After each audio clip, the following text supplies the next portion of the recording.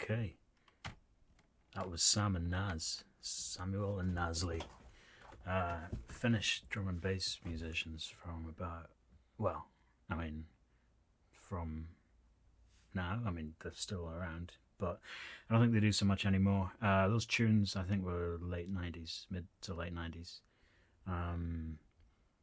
And I didn't hear them until early 2000s. And then the demo group I'm in, Uprough, released music discs with those tunes in. Really nice music discs. I might run them, actually. That's something I could do, play music discs, because it's a bit of a hassle to play a music disc in an emulator, and it's a nice thing to enjoy, but that's another thing. So I'm trying to work out if I can get the chat to appear on the screen. That's a thing that I remember happening. I had it last year. I had it working, and it's some URL that you paste into a thing, but I can't remember what it is. If anybody has any ideas about how to get that on the go, that would be good. I'm also struggling to get the user list and the stream chat open at the same time. I managed to get something from the API and put it on a window up there, but you can't see it on one of my monitors, but it's really laggy, like 5 minutes lag on user list and stuff. Doesn't really matter. I just like to be able to see if somebody asks something, because I'm not very good at keeping on top of that kind of thing. And last year I got advice that I should have the questions visible on the screen for a start, and then that I should read them out before answering them, because a lot of people like to put the stream on in the background, which is cool. I'm necessarily watching the screen the whole time, and I need to get better at that, at reading somebody's question out. If they ask a question, maybe nobody will ask a question. That's fine as well. So I've had a few goes at this new setup, which is quite straightforward. It feels straightforward. It's about as complicated as it was last year, but last year it was complicated more by virtue of the fact that I was on a MacBook, which struggled a bit. The USB bus choked up quite a bit with everything I was putting in it. My game dev PC that I had to get for work, it's ridiculously powerful, and I don't want to say it's wasted on me, because I need that power for my day job, but the day job is making games, and I haven't got any time to play games, which is what you need a decent graphics card for. So I've got this fancy graphics card sitting there doing not very much in my leisure time, because I don't have leisure time. But I've decided to carve out some time to do some Protracking with Syphus streams, because I thought it might give some sense of routine to lockdown, because I'm still in lockdown, because of course I am. But enough about that. Also, I've been in lockdown so long that my hair is not in a broadcastable state. So no more selfie cams, because who needs that? This is about music. So that's all you need. So this is the Amiga. Well, this is the Amiga. This is the monitor, CRT, that I might not have been using last year. I had to replace mine. The one I had since 1991 died a few years ago, and I didn't have the time or skill to repair it. And frankly, I got this one and the power button didn't work. So for about a year I've had, this is the old power button. Now one of these buttons. That one, this button has the iPhone on, so I can hold things in front of it to show if I want to show something, which might come in handy in the next few weeks, because we're going to be talking about hardware and new hardware that we're working on. It's very interesting. Monster Much. Hi. Loving the focus. Thank you. Does look like a tiny Amiga. It does, doesn't it? Yeah, it's 35mm lens. Oh shit, is that coming through? Thank you. Right, is that better? That happens automatically. It shouldn't happen. That should be it. Yeah, good stuff. Yeah, so this is what the power switch looks like on the inside of one of these CRT monitors. This is a Commodore CRT, and it's a 1084S. Commodore made loads of versions of this, and they were pretty much a clone of the Philips CM8833 and the CM8833 Mark II. The Mark II was the one I had. Really, really great Amiga monitor. You'll see lots of people using them on retro gaming streams. Either they had them all the whole way through, or they've managed to find them secondhand and fix them up. Mine problems. I think it was the flyback transformer. It was fucked. Anyway, I have to throw it away. That made me sad. But I got this one delivered in the post. Budget. Fucking, it cost 12 quid or something to have it shipped from the south. But it survived. And what I knew before buying it was that the power button's broken. And they almost always are. So the fault is they don't latch in properly. They do the click, but the click doesn't latch on the power. And they're kind of plastic riveted together. As soon as you crack one of these open, it's gone. You're never going to fix it, really. They can get really hard to find a replacement. So what I did was use this Lego piece, which you'll recognize if you know Lego. It's a crossbar kind of strut with a hole in the top, and it fits perfectly over the end of a Philips or Commodore style switch, like that. And when you put it back into the case and screw it together, the switch is always on. So then you turn the monitor off by climbing under the desk and plugging in the mains, and that's a pain in the arse. So eventually I managed to find an eBay seller who was selling replacements for these, and I'd been putting it off for a while, because if you touch the wrong thing inside one of these CRTs, you're dead. You're actual dead.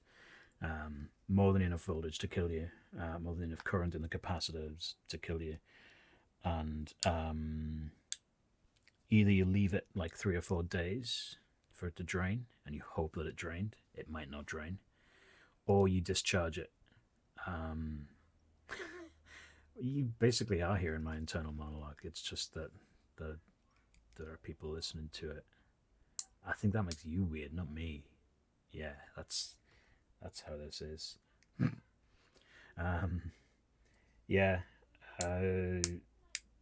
Yeah, don't touch the inside of a monitor unless you know how to discharge it, and that's scary. You have to build a tool with a screwdriver and a ground lead and ground it, and then poke it in a thing, and there's a suction cup. It's properly steampunk in there. And then you poke it in the glass tube, and sometimes you get a spark, and that's good because it means you know that it's discharged.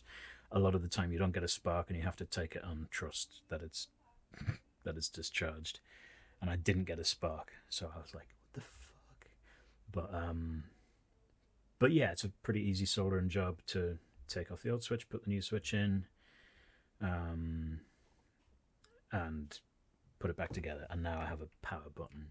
That was a pretty long-winded way of bragging that I've got a monitor that I can turn off and on without having to crawl on the floor. But hey, it's the little things. So that's something. What else is new? Not much. There's a nice desk thing for the Amiga, because previously it was a very haphazard desk situation here for Protracking with Syphus. And what it means now, I hope, you can tell me if the mic situation is any better or worse or whatever. I've got an overhead boom now, which when I'm sitting at the Amiga like this, it should be pretty late night jazz. But if I'm over here at the PC typing, then it's a bit off axis and weird. That should encourage me to spend more of my time at the Amiga, which is where everybody should be. Everybody should spend more of their time at the Amiga. Find an Amiga and spend time in front of it. Yeah.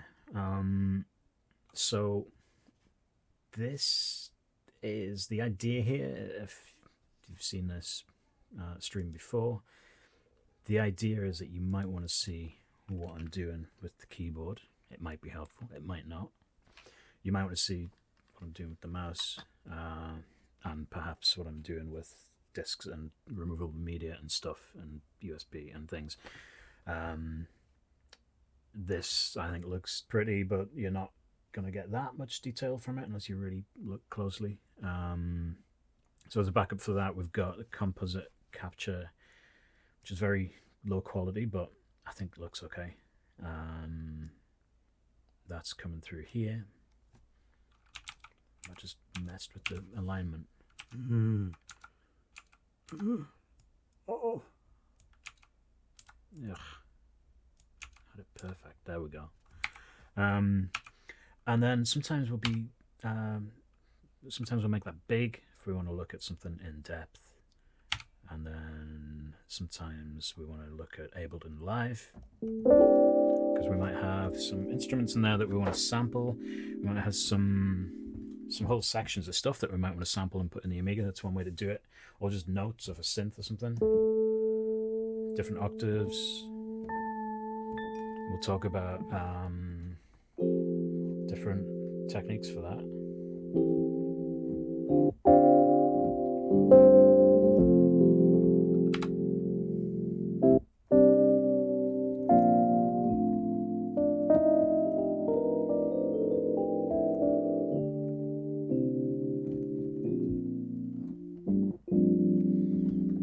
If I run out of things to say, I'll do what I normally do when I run out of things to say, regardless of whether I'm streaming, which is to find an electric piano and just go like that.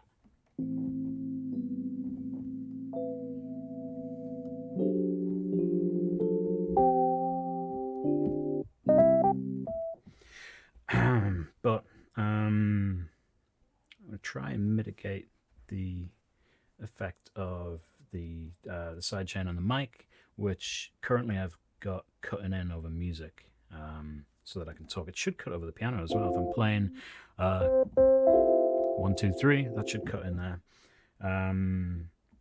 But sometimes I'm just going to be playing out some music, playing some things that maybe set up the theme for the evening. If we're going to talk about a particular artist or a particular style, and I might play out a few tunes and just DJ it a bit, or just run a few tunes until the stream gets going a bit, until I've got myself together. In which case, yeah, all my key presses on my various mechanical keyboards, including the Amiga, because that's not really a mechanical keyboard, but it's a clacky membrane keyboard. It's a membrane inside it under the clacky keys. And each one of those clacks triggers a sidechain, so you get the weird pumping on the music. Let's have a...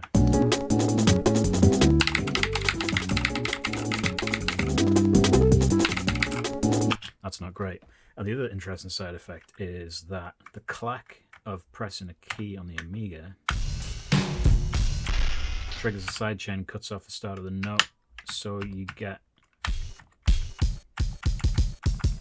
I think I managed to fix this last night, but it made it sound like every sample had a slow attack on it because it was fading up from the click trigger sidechain that squashed it down. So you can hear it take a bit longer to kick in if I really bash this keyboard. But if I'm gentle with it, then you hear the attack properly and it sounds fine. So that's okay. Hello, hello. Hello, Jellybear TV. Achromatic hater. Hello to you too. Monster Munch reminded me yesterday that the correct way to greet newcomers to the channel is to mispronounce their name 3 times. Sorry, I think I got it right first time. I'm gonna start mispronouncing names in future. Or just giving 3 shots at it, and hoping for the best. Yeah, so that's where we are now, technically. Whoever said that is wrong. Well, I'll let you sort it out between yourselves. Yeah, I think everything is set up the way I need it. And the other reason I wanted to set it up in a sort of repeatable, deterministic way is that I'll be more encouraged to do regular Protracking with Syphus streams if it's easy to set up and if it doesn't get in the way with if work. I was going to say if work doesn't get in the way of it. If it doesn't get in the way of work, my work at the minute is full time and has been all the way through lockdown, except when I had COVID, and yeah, that makes it kind of harder to carve out time. Everybody seems to be getting through box sets and stuff, and I'm struggling with that. But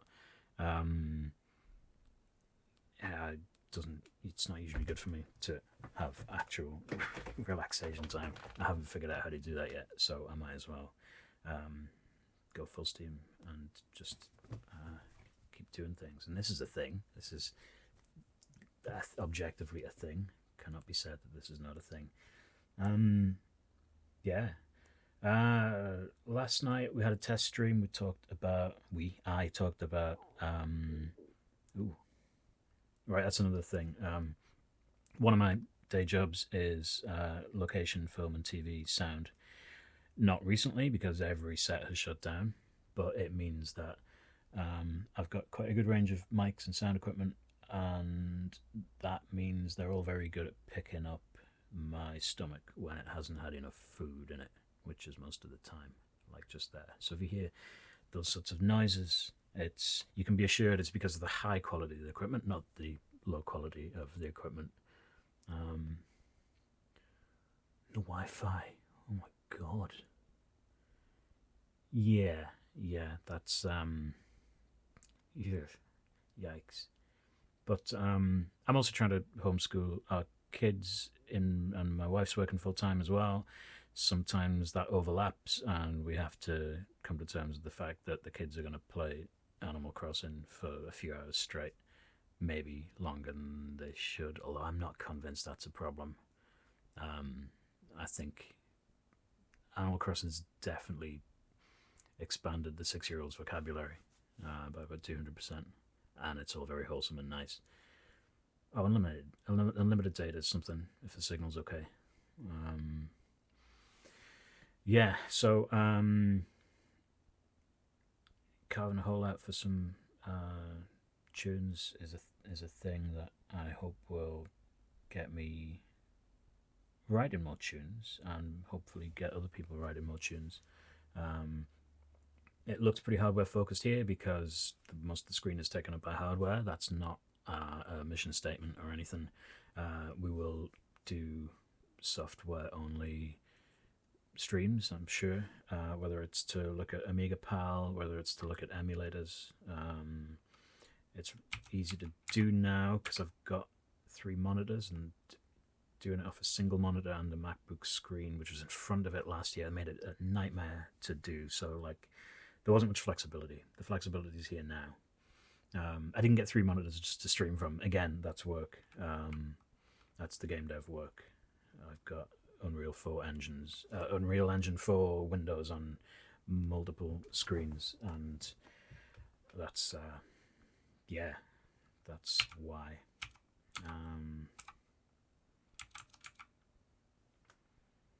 Yeah, my kids have had LSDJ for a long time, because the 2 cartridges I gave them for the DMGs for the Amigas are the LSDJ cart and Kirby and Dreamland.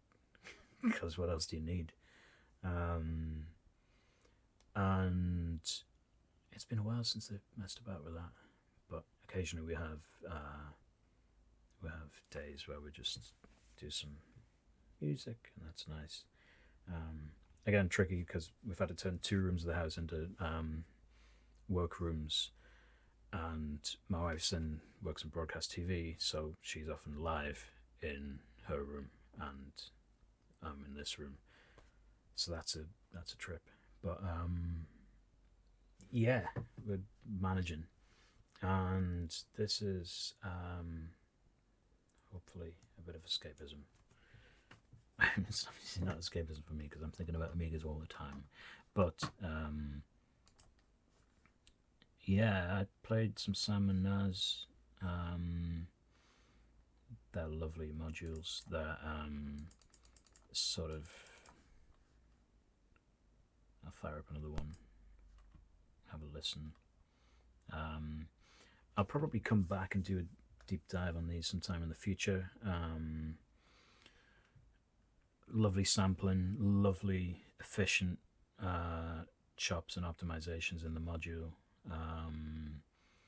and everything just fits together like a lovely jigsaw. There's no wasted space here, and also there's no unnecessary there's no real determined effort to keep file size down, and if you shouldn't let that constrain the kind of music you want to make. So this mod's 869k.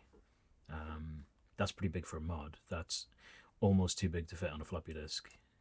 In fact, I don't know if it would fit on an 880k. I'm not sure how this file manager's displaying file size. You might just get away with it. But it was probably written, I think that was 96 or 97, so probably after the time when that's how you would be swapping modules. You'd probably be doing that over a BBS. I just loaded that. Also known as Substance of Mono 211 and Kinky and DJ Natalie. Yeah, 97, okay. So they were composing these to play live. They're doing live shows around Finland, or around Helsinki at least, I think. And the samples mixed with Mod 2 Samp. Well, we've looked at Mod 2 Samp before, and we'll look at that again, no doubt. Some versions of Protracker it's built in. This one it isn't. And I think that's fine because it's handy to have it as a separate app. And the Amiga's multitasking, which makes it easy to jump in and out. Yeah, okay. Jesus, that's 23 years old, and I think it sounds pretty fresh. But I'm going to stop. If I'm going to start calling music fresh, I'm going to have to get closer to the mic. I think it sounds pretty fresh. They're really nice samples. That's a nice sample.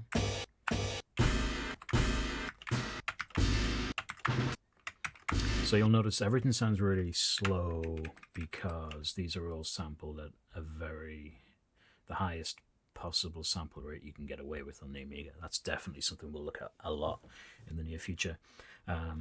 So we've got 2 octaves. We've got the lower and the upper octave of notes that can be played back on the QWERTY keys, which represent a keyboard. 2 octaves of a keyboard. So they overlap. Lower octave, C1, C2, and then upper octave, C2 starts here, and C3 starts here. Up to the highest note, which is B3, A3, B3, that kind of height. And if you sample at that highest note, then the note that you sample in from a sampler will be at the highest sample rate that Protracker is capable of playing back. Not the highest sample rate the Amiga is capable of recording. That's a whole different story we'll look at. But it's the highest period that Protracker is able to play through the Amiga's DAC, digital analog codec converter. Anyway, so to play these back nicely, you're kind of restricted to the high notes, but that's okay because most of these samples are sampled in at the note that they wanted to play them back at. This isn't like a chiptune where or even a DOS pop tune where you sample a synth note maybe at 2 octaves and then you pitch it up and down to get the whole chromatic spread. These are more they're more like sampling on a 404 or an MPC. That's essentially what's going on here.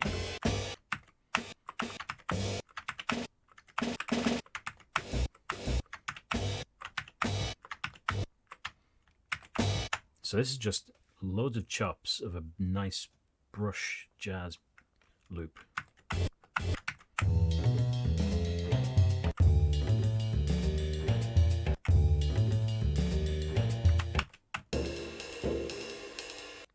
So any sample that's possible to be played down here, you know that's sample at a very high, at the highest sample rate you can manage in Protracker, which I think is about 32k, which isn't too bad. It's by default C3 you're looking at what's that, about 16k or 22k? I forget. I've had a lot of these numbers in my head a lot the past few weeks, but yeah. So this is pretty high sample rate.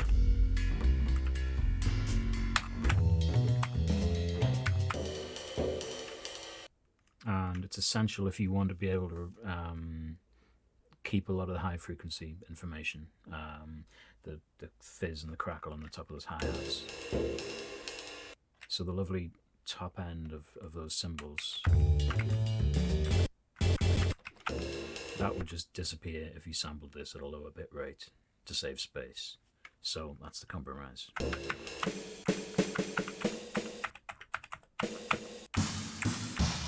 Same with that one. There wouldn't be any point in sampling that down at C2, for instance. You want to get that A3 or B3.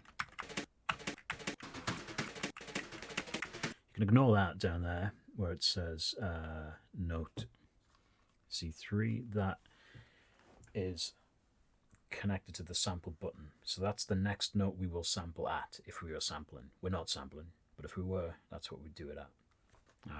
I can open this sampler now, I think, without writing over that.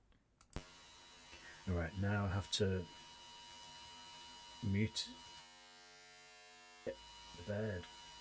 Oof, because we get a feedback loop.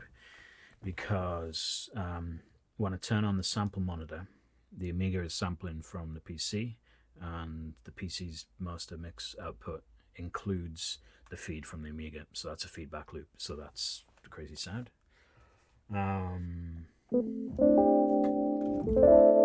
So I play some keys there, some Rhodes,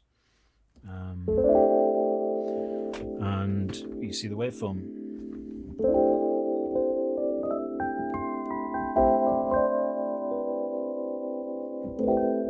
And normally you would try that a few times till you get a good level. Either by ear if you were listening to the output, which we're not because of the feedback loop, but to be honest, we're looking at 8-bit sound here. There isn't any room to hide. If a sound is going to clip, then it will be very clear on here. That didn't clip. That is actually got away with that, but if I really smash something out here, only a couple of those were clipping. You can see where it flattens out at the top, where it just, yeah, it clips. So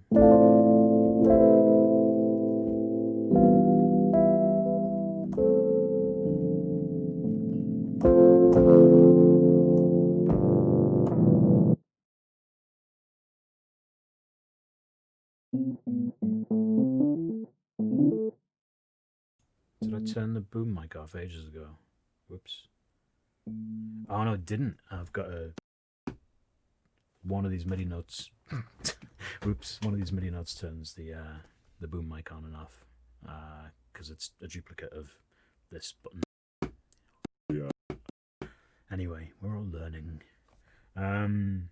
So yeah, that's how we would set that up, and then we'd record at that sample, at that note, and that note is basically a reference to a frequency. It's actually not. It's a reference to a period, and we'll maybe have a whole session on the way sampling works with the Amiga soon. But the period is like a lookup table of values that you divide the Amiga's clock speed, not its CPU speed, but its internal clock speed. You divide it by that frequency, and what you get is a number, which is the number of samples you get per second from the sampler, and that is the sample rate. So that note will, C3 I think will map to about 16.2 kilohertz, 16,200 times a second is how many times you sample. Obviously that's a lower sample rate than 32 and doesn't sound as good, so that's how that works. We won't sample now. The same applies for a resample. Now, resample is, if you've used hardware samplers before, you'll know what that means. You're effectively changing the sample rate to the note you've got here. So that's how you would resample it lower to get it down an octave, or higher, double the sample rate, and you would try and do that with minimum quality loss. It's usually better to, if you've got the source, and if the source is a synth or a sample that you've got on a higher quality mixing device like a PC or a Mac, it's always better to sample it again than to resample. It's actually with chip samples, if we're doing chip tunes, when we do chip tunes again, that usually doesn't matter, because you don't really get aliasing problems when you're going from 10 bytes to 20 bytes. If it's a square wave, you don't really care, so that's fine. Some more nice samples in here. I muted the Amiga. There we go.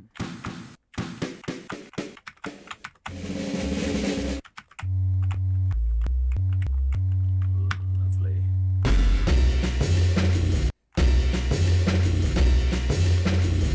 Now you can hear that has a lot of bass in it, like an actual bass instrument, a melodic bass instrument. I don't know if that's from whatever track they sampled, or if that's, I think it is probably from whatever track they sampled, and then this sine wave bass will do much the same job in different parts of the song.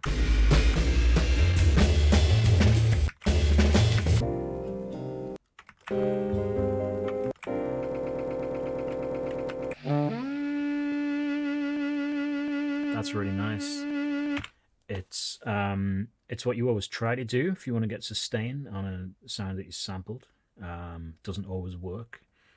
I think they probably had to resample that sax lick more than a few times off the original record or whatever, until they got enough content that they could trim back to that loop point, and then get rid of the excess and get it to loop almost perfectly.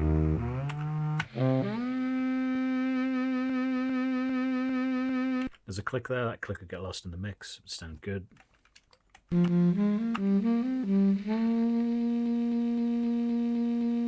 There's another one, very good. If you weren't listening for it, and if it wasn't standing out in the mix by itself, it's solo, then you wouldn't know it was there. Consequently, they now have a lot of flexibility to go with their own melodies. Now, the melodies might be led a bit by the nature of those licks, but suddenly they've sampled a couple of licks from a record and they can make a new melody with that, and hey, welcome to sampling.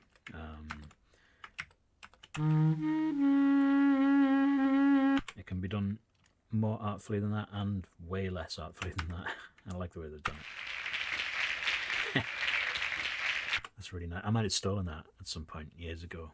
I'm pretty sure I did, to use in one of my tunes.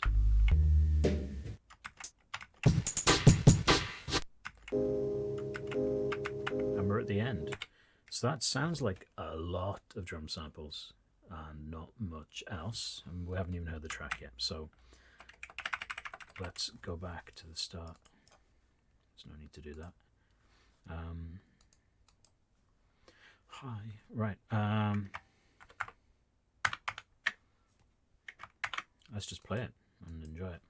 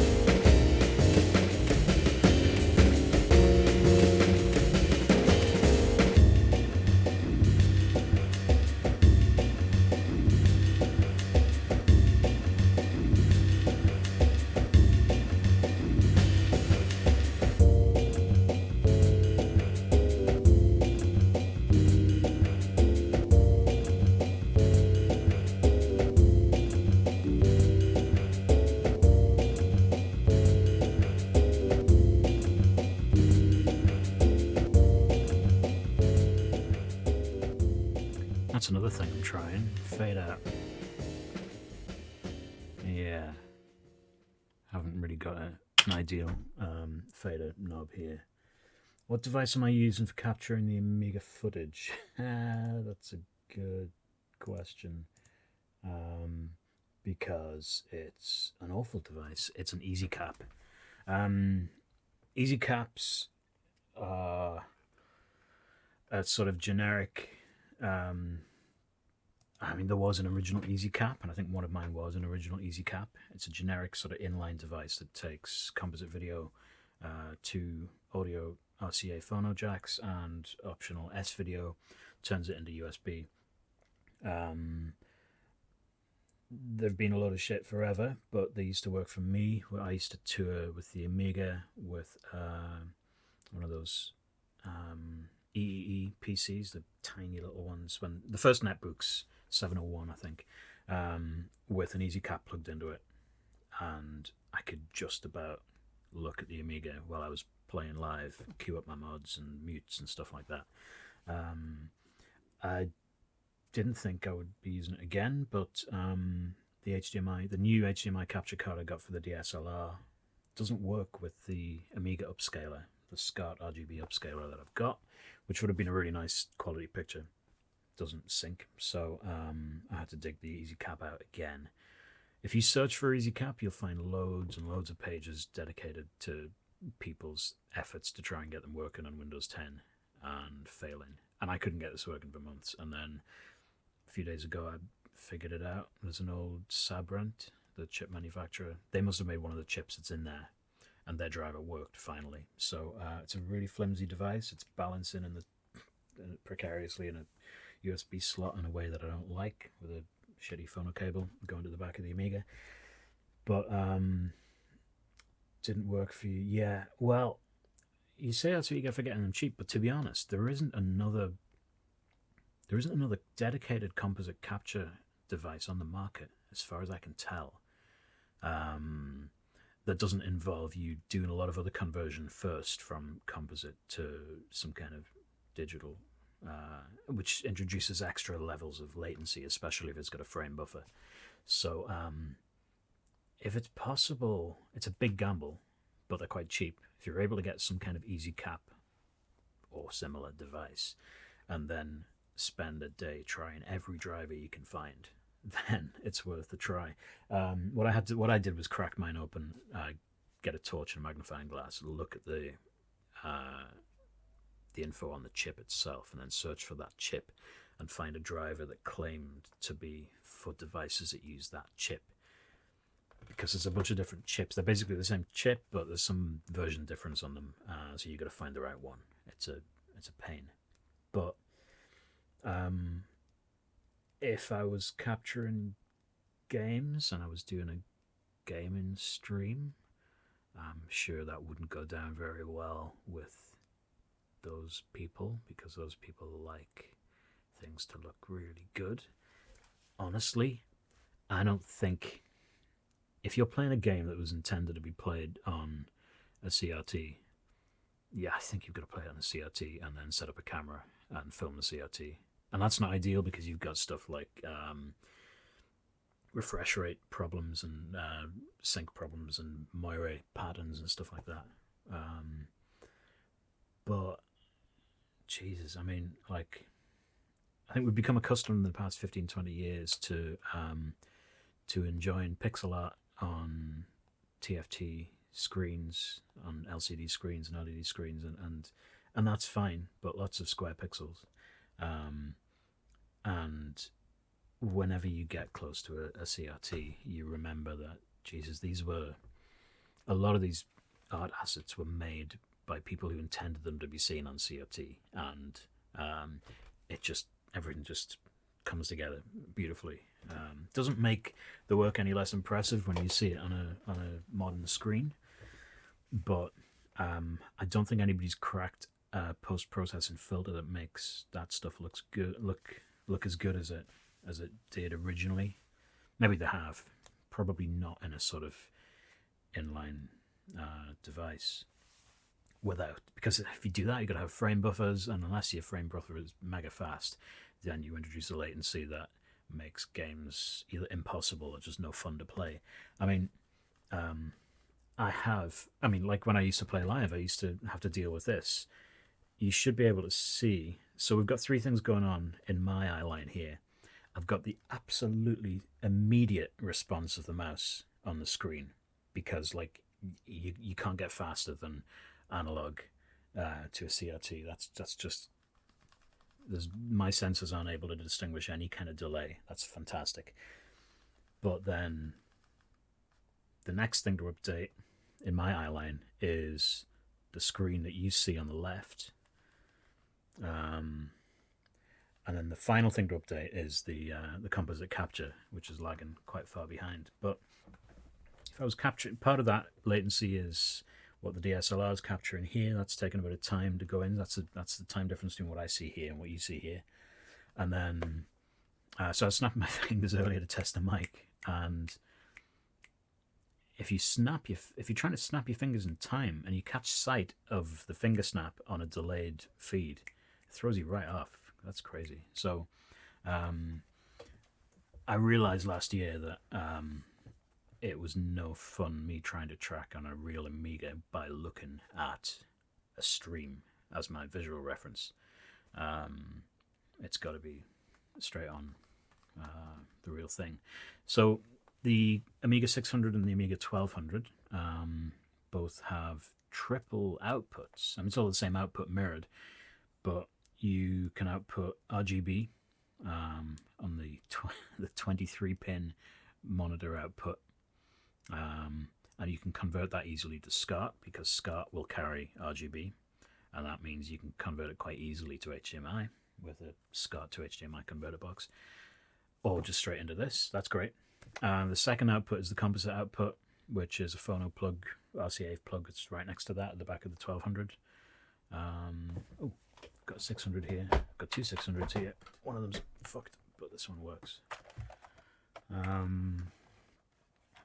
Yeah, there's the RGB. Woo! There we go. That's a free drum. That's a composite. Oh no, there we go. There's no autofocus here because the autofocus just is terrible on this lens, so I'll have to do. The yellow one here is the composite, and then we've got an RF modulator which sends out a TV signal, and I tested this yesterday because I needed it for something else. I don't have the right adapter to get into my flat screen. I have an old flat screen that is still pretty good for the Amiga in an emergency. Anyway, it doesn't mean that, also you can split that signal as well. If you get that out into a SCART splitter, I've managed this before, I can send the signal to an RGB monitor and to a flat screen TV. That's probably not ideal. You probably should have some resistors in there to stop crazy stuff happening, but it worked. So yeah, you could feed two RGB displays off there plus one composite. And you can probably, well, I know you can split the composite signal because I used to do that. I used to take two Amigas live for DJing if I was doing a chip disco DJ set. And I had a converter box, which is over here somewhere, that just gave me a switch so I could switch between inputs, but also you could wire it the other way around and run one Amiga to two composite screens. That's four. And then RF, Jesus, I mean, yeah, you could probably feed that to a few things if you want. So, yeah, you can mirror an Amiga display all over the place. And then, of course, a 1200 can just about, if you've got infinite money and you get very lucky on eBay, you can stick a PPC card inside that with an RTG, it's a retargetable graphics display, and or an IndiVision scan doubler, or there's all sorts of other outputs you can get. So, actually, as retro computing and retro gaming goes, the Amiga has a lot of possibilities for getting that stuff out. But this is about workflow and day-to-day use for me. And although I can put up with a slight lag, probably more than a gamer could, the fact is that like most Amiga games were pretty laggy anyway, especially ports from different territories or consoles or platforms. Most of them were badly ported and slow. I mean, if you've ever played Street Fighter 2 on the Amiga, you'll know what I'm talking about. That was a disgrace. Didn't have to be that bad, but it was so slow. I thought just that's how slow Street Fighter was. None of my friends had SNES, and nobody with a Mega Drive that I knew had a copy, so it was not until I played it in an arcade that I realised. And even then I thought, well, it's a cab. Of course it's really fast, weirdly fast. But no, that's the speed. So, yeah, so we love Amiga games. We love all the old Amiga games, but they're not necessarily all the best representation of what the Amiga can do by any means. And in the demo scene, you don't really spend much time thinking about games or making games. People try to make the Amiga do mad shit that it wasn't intended to be able to do. And musically, games would bookend their levels and have an intro, but a lot of games would kill the music during a level because they had so many Foley assets and sound assets that they wanted to play sound effects in the level, and that's fine. But yeah, that's another thing. I've got a sticky escape key here because this keyboard doesn't sit quite right inside this case. Well, that's some mid to late 90s, very liquid, very jazzy drum and bass from Samuel and Nasli, or Sam and Naz, or Substance and DJ Nasli. And Substance and loads of other stuff. I always forget that Substance is Samuel, but there's a whole bunch of other tunes in my Amiga Jungle mixes, which you can probably still find on Mixcloud as rendered mixes, but I also keep releasing them. They're floating about the internet somewhere as a series of zips full of mods, which you can get if you want to. So yeah, Substance and Ashley. Oh, very nice.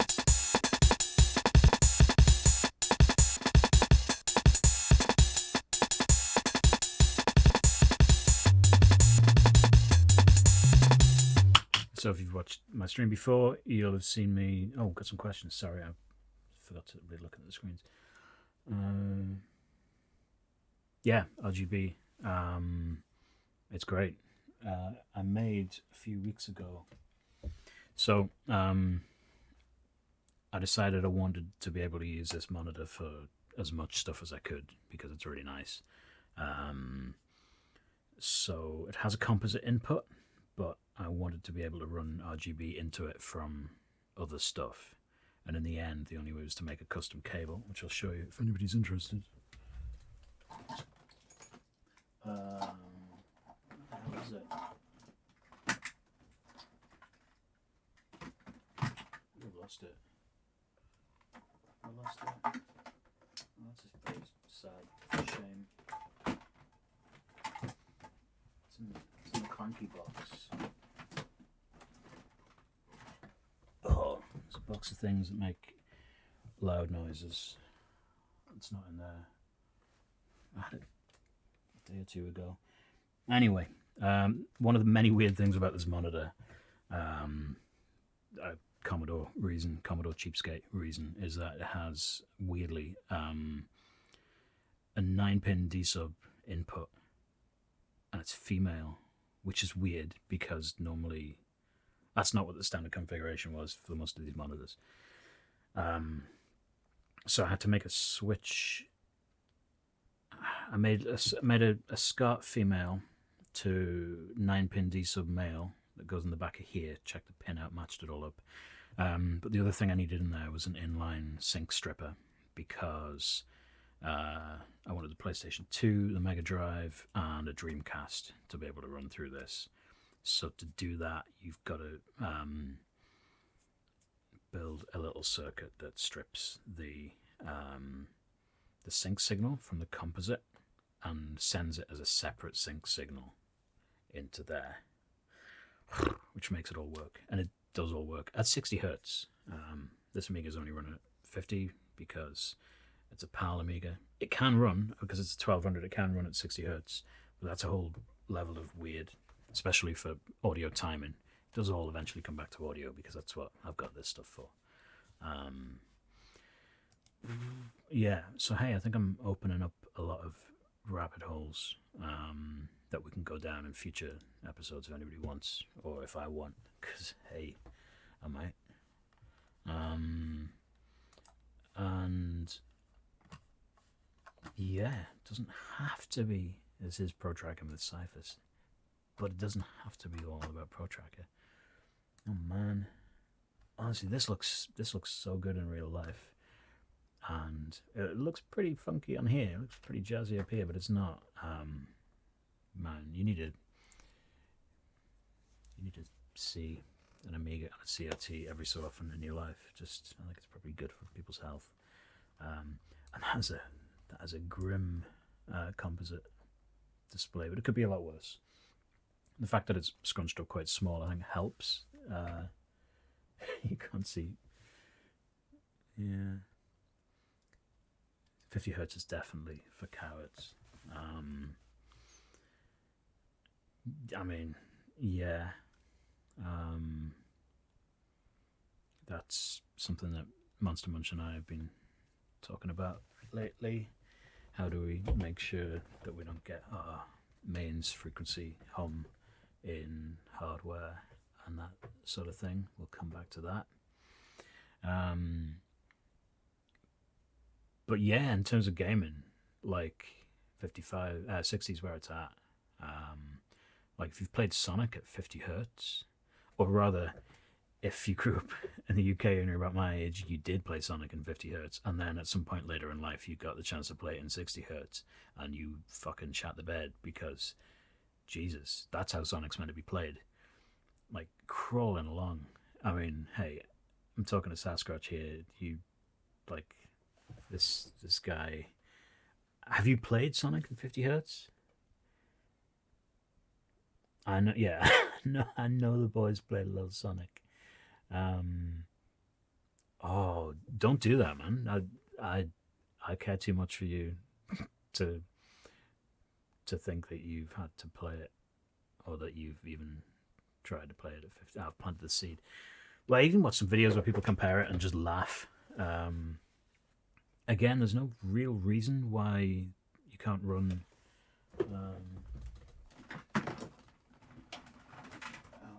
I promise this won't turn into a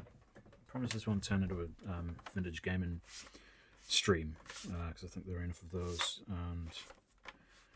and I don't really know what I'm talking about a lot of the time. But yeah, it's purely a fucking copy protection region lock thing. Like there's the switch that I've fitted to this Mega Drive Genesis. To flick it from 50 to 60, and it's not just the clock speed. It's not just the crystal speed. It's some other thing that games can detect whether there's a region lock on. But I use that with an EverDrive or something that sometimes I flick back and forth. But yeah, there's a bunch of comparison videos on YouTube, 50 hertz versus 60 hertz Sonic, and like, I'm pretty sure they could have ported that to run an equivalent speed to 60 hertz. I'm sure it's abstracted. It's not like, I think 8-bit micros, you might have been more likely to be locked to that. But there are different timers in the... Oh, fuck. Anyway, that's not what the stream is about. This is Directory Opus. You'll see a lot of this. And it's very good. It's very good. That's the Norton Commander style interface, which has a different directory path in each window, and then you fire up one, you copy stuff over from one to the other. I use this almost exclusively when juggling files and directories, as opposed to clicking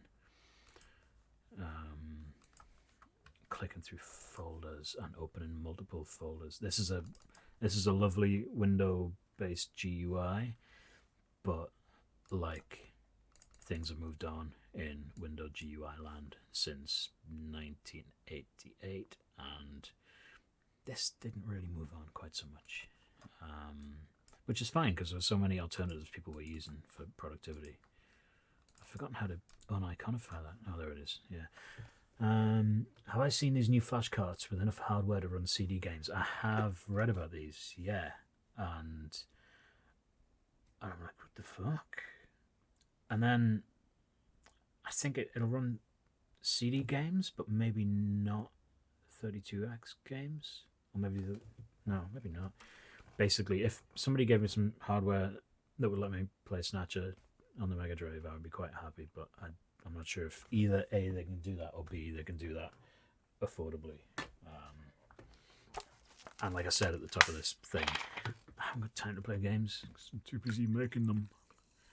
Still need the 32X. Oh, okay. Yeah, that makes sense because you can't just magic that out of thin air and shove it over a data bus. I mean, I guess you could, but that sounds like an FPGA nightmare for somebody. Excuse me.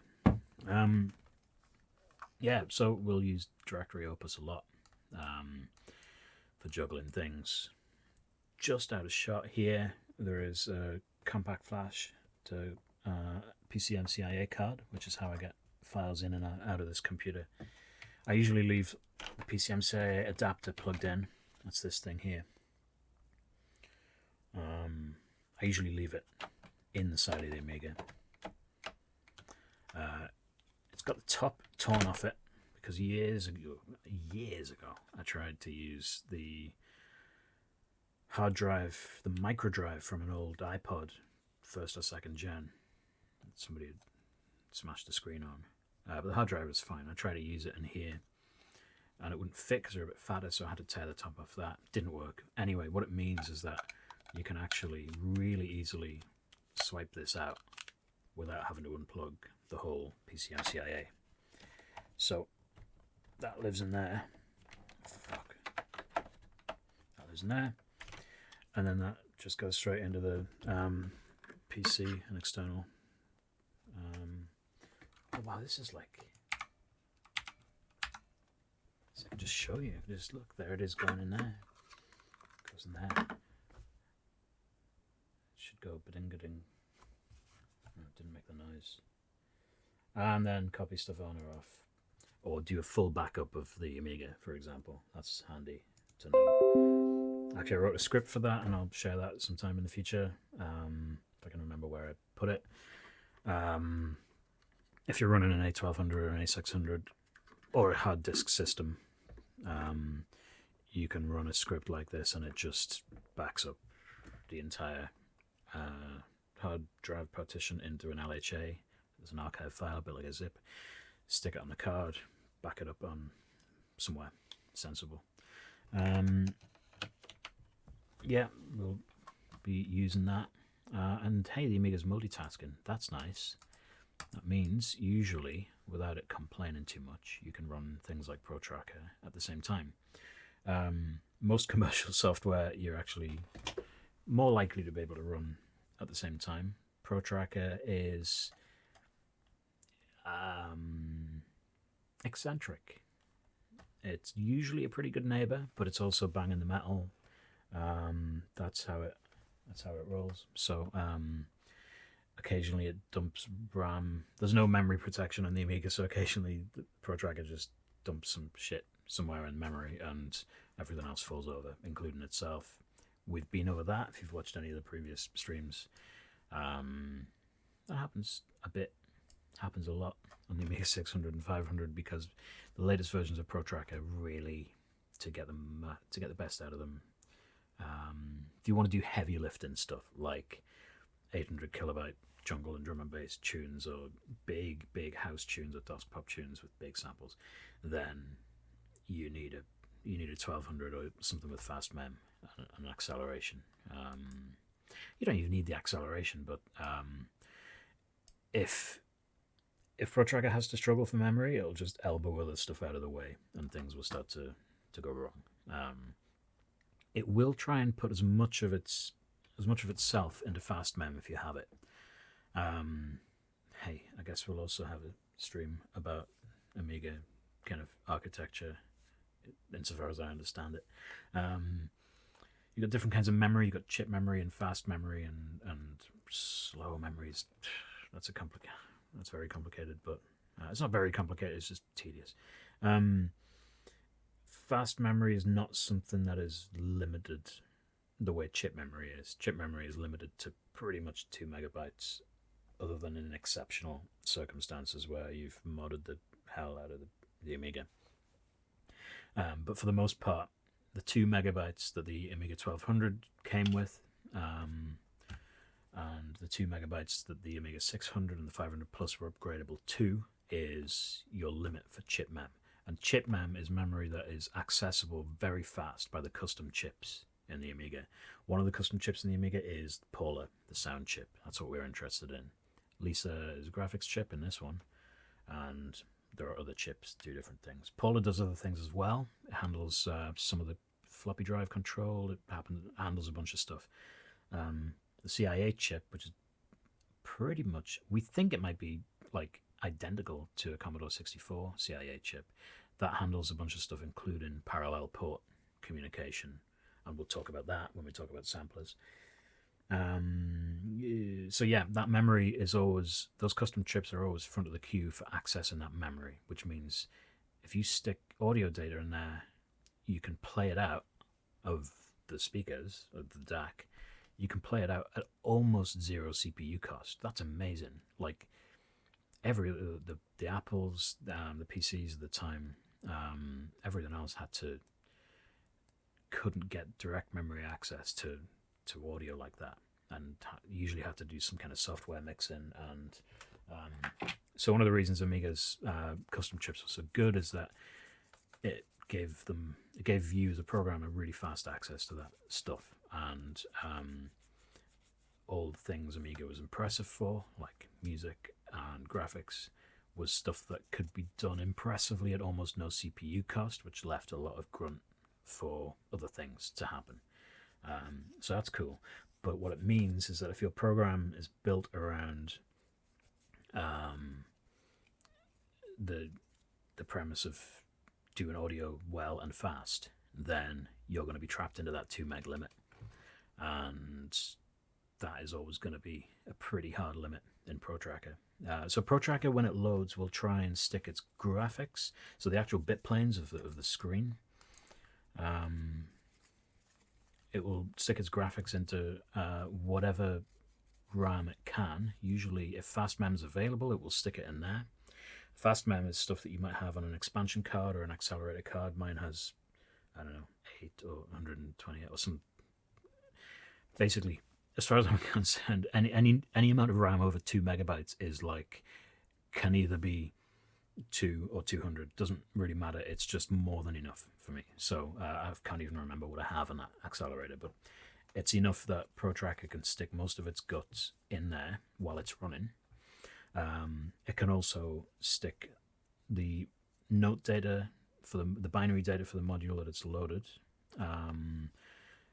It's buffers for copy and paste. It's graphics data, which it then sends to the copper to update copper lists and things that I don't really understand that well, because I'm not a graphics programmer or Amiga 68K programmer. This is just what I've learned from talking to programmers and looking at the source code. But what it can never shove into that extra memory is sample data. So your free, look, 1811K, that's how much sample data I've got left. It's also how much sampling time I've got. So if I sample from the parallel port, from a sampler into here, as we looked at earlier, then oh shit, that time will be limited by the amount of RAM I have available. It will also be limited by the maximum a sample can be in Protracker. That is the way it is for other reasons, which, hey, maybe I'll do a stream about the mod format and how it works. It's quite an elegant format, really. And that would be one way to explain some of the limitations, and also why some of the things people think are limitations are actually not. Like, it was always assumed that 64 kilobytes was a maximum sample size in Protracker. It's not really. It's actually not at all. It's 128K, but that limit was for most players. Most mod players wouldn't deal with a sample that was bigger than 64 kilobytes. It was a limitation of earlier versions of Protracker and Noise Tracker and Sound Tracker that was fixed. So you've got this weird situation where some versions of Protracker you can get 128K sample by loading 264 and copy and pasting one into the other, and it works. But you've got to make sure that the thing that's going to be playing it will respect that. So DJ Hoffman, who along with Dubfish and Akira wrote PT 1210. I always get the number wrong. The mod DJing software for the Amiga, not to be confused with the mod DJing software for the PC many years ago. This is much better. There's one of the things they had to do was figure out how to make sure that 128 kilobyte samples were respected, and I think that's because they started with an older replayer that they had to kind of bring up to date. So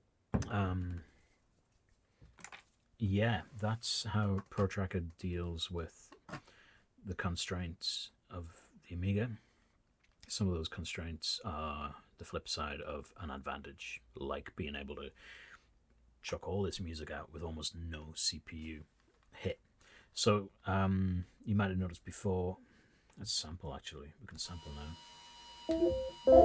I'm going to kill that feedback loop though first, because nobody needs that.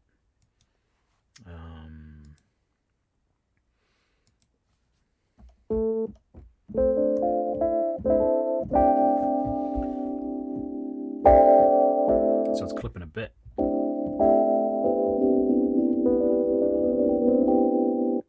Let's go, well, keep it at that sample rate, which is C3. We said before that's about, I could be completely wrong on this, but I think it's about 16K. Yeah, somebody can correct me if they want. Get the input level I want, which in this case is how hard I'm hitting the keys, because it's just velocity. And then when I'm ready, I'll right click the mouse button and the screen will go black.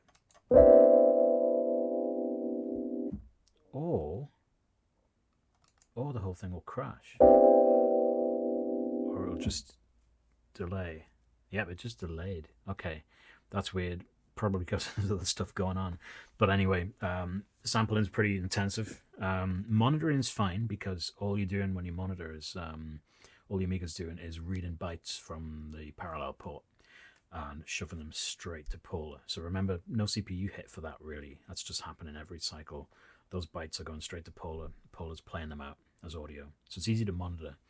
But sampling means actually taking those bytes and also writing them into memory, or to disk, but in this case to memory. And that is quite intensive. So I guess that's why the screen goes blank, and it wants as much overhead as it can by clearing everything else out of the way. I don't understand exactly what's going on there, but let's see what we got. I'll turn. Calm Down Kidder is in the house. Look at him there with his crown, loading it up. Hi. The whole thing will crash. Oh, we've got me talking shit as well. The whole thing will crash. Or it'll just... That's not ideal. It's also got a lot of noise there, but we'll work on that. The whole thing will crash. Or it'll just... The whole thing will crash. The whole thing will crash. Right, might be that I needed that I've got a ground loop somewhere. That's an entire episode to itself. How to get decent quality sampling on the Amiga. The whole thing will crash. Anyway, we don't need to hear that. So,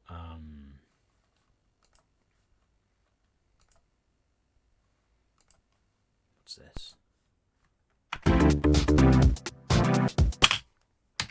sounds like an unfinished house track that's probably never going to get finished.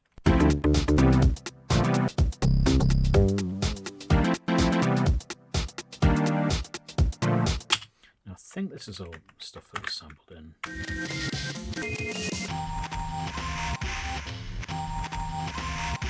I'm not sure what that is.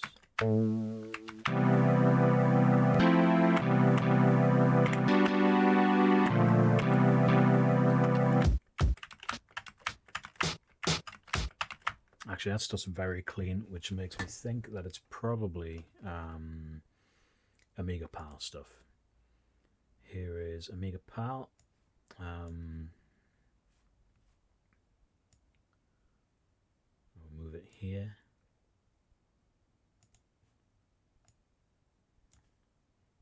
Thank you for being guinea pigs on this while I get it all sorted. Yeah. Amiga PAL is some software that I made for converting high quality samples into low quality samples for the Amiga. You drag and drop stuff, or you open a whole folder of stuff, or there's fun stuff happening elsewhere that I can't talk about just yet. Yeah, this is, well, actually, we can have a look at this, because this was another thing that was hard to demonstrate before because of the whole fucking crazy loop back setup I had with multiple sound cards and things. Let's have a listen to this file called Heartbeat Hunker. So, oh shit. I don't think I have a stop button anymore, it just stops when it's finished. But I added a bunch of stuff, including simple stuff like truncating file names, because some Amiga file systems and some older versions of Amiga Workbench don't like long file names and respond strangely.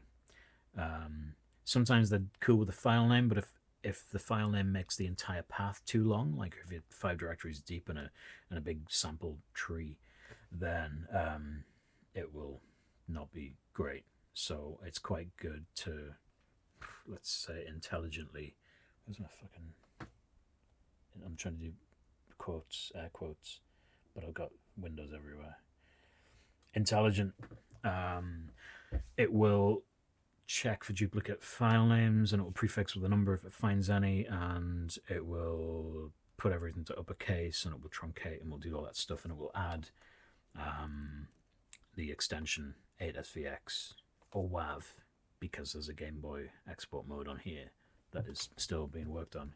I'll explain that another time.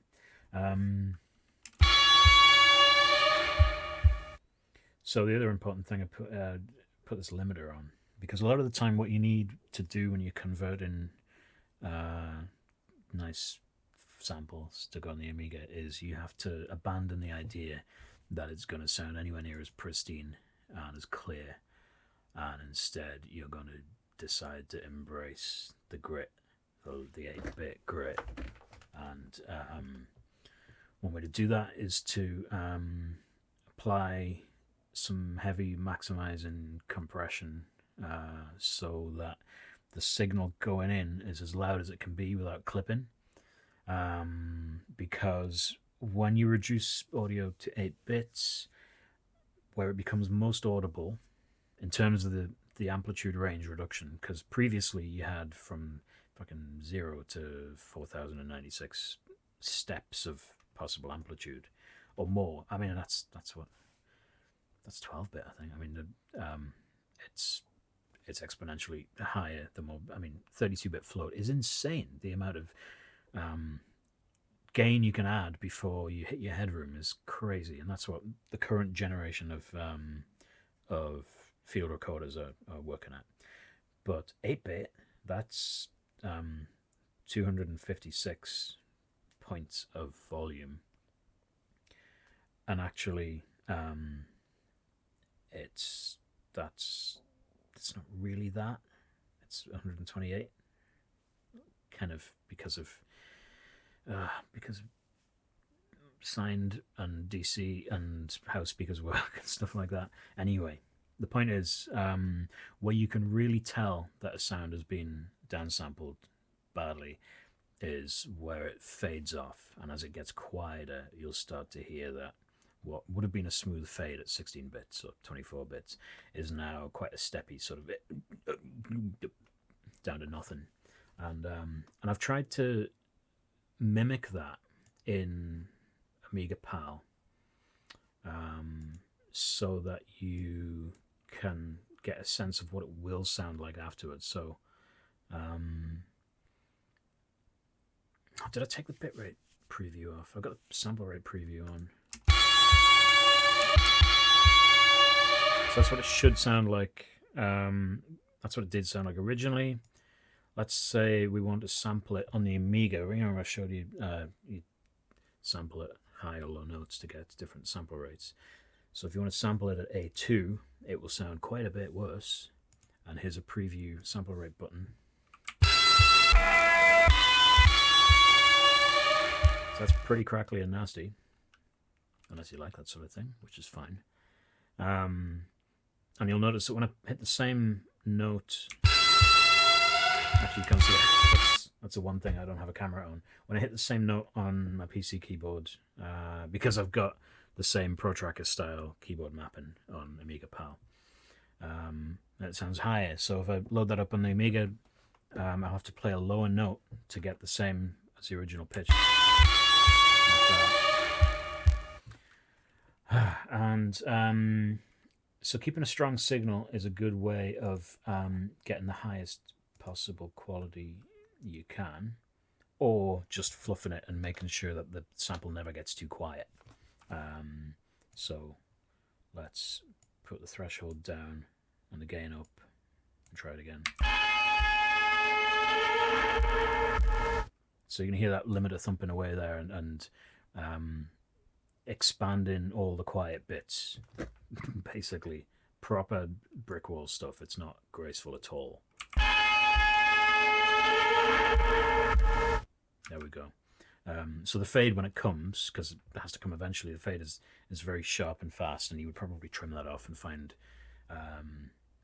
it's almost invariably better to, instead of relying on a fade out on a sample, if you can afford the data in Protracker, if you can afford the effects commands that it will cost you to use, then you should use Protracker's volume commands, fine volume commands to fade out a sample, if quality is important, and if you don't want it to sound really grim on a nice gentle sample that's got a slow fade out. You should just, if it's a synth pad or a note, then you should just record the pad as a solid block, maybe a looping block, and then just fade out the loop, and that will sound much better. We'll try that sometime in a tune or in a project on one of these streams. A good way to try this is probably with a breakbeat roller. That sounds good.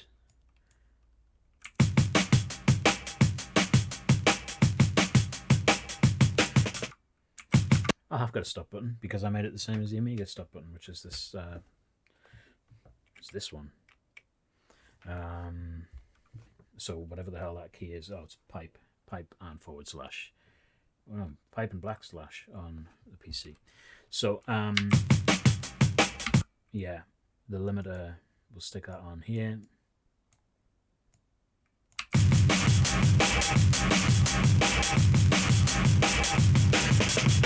Proper brick wall limiter there, and you might also want to filter out a lot of low end.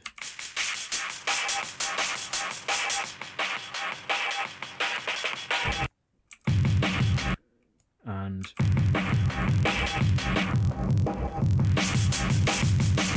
trim it in here as well. That may be something you want to do.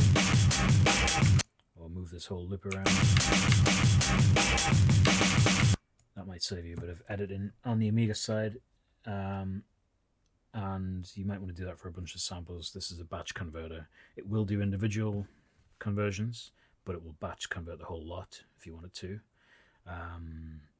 And there's an option to export these with 128 kilobyte limit on or off. It will truncate them to 64 kilobytes by default, I think, unless you say, yeah, I wanted to do 128 kilobytes. And it'll save all these settings for next time as well. It's a whole lot improved from where it was last time I demoed it. Except for that number that's not being truncated properly. But hey, nobody will notice that. It's fine. Yeah, so that's a thing. And that just appears on the screen as if by magic. That's pretty cool. Excited about that. Yeah, man. When you've got a computer capable of actually running all this Twitch stuff, it's the OBS stuff. It's pretty fancy. I mean, yeah. Any machine I had the last time I was on Windows about 10 years ago would have collapsed under the weight of all this stuff on the USB bus. I mean, hey, USB 3 came along while I was doing other things on Mac, but even my 5-year-old MacBook was struggling last year. Anyway, yeah, and then the other thing is actually what this is all meant to be about, which is Protracking with Syphus and doing some tunes, and we'll get back to that. I thought it would be handy to have Ableton on one of my scenes here, because we'll be sampling a lot, and there's no getting away from the fact it's a nice kind of romantic ideal, I guess, that you could be completely self-sufficient and self-contained with an Amiga and do everything on the Amiga and write the theme tune and sing the theme tune all on the Amiga. But realistically, there is absolutely no shame in using something like Ableton to prep your samples. I mean, let's face it, the Amiga is a fantastic sampler, and we have a nostalgic attachment to it. And all the way back, anybody who could beg, borrow, or afford decent quality synths and samplers was preparing stuff on those machines and sampling it onto the Amiga. And there's not a real difference with the way I use Ableton to prepare stuff. Usually it's a case of bringing up a bunch of synths and getting the sound I want and recording them out, rendering them out in Ableton, and then looping that so I can have a few goes at sampling it before I get the sound that I want. Or sometimes I don't even do that, as you saw before. I'll just get the volume that I want, the level, the velocity. If I think I can replicate that a few times, then I'll fire the sampler off a couple of times and just play it in. But you usually want to do that. You usually want to kind of automate that for multiple takes, because it is pretty difficult to get, especially at high sample rates. You've got a very short amount of sampling time in the Amiga. Once you start recording, you need to be spot on with it. So it's usually much better. If I wanted to record this loop in, shit me, excuse me, it's awful language. You shouldn't be.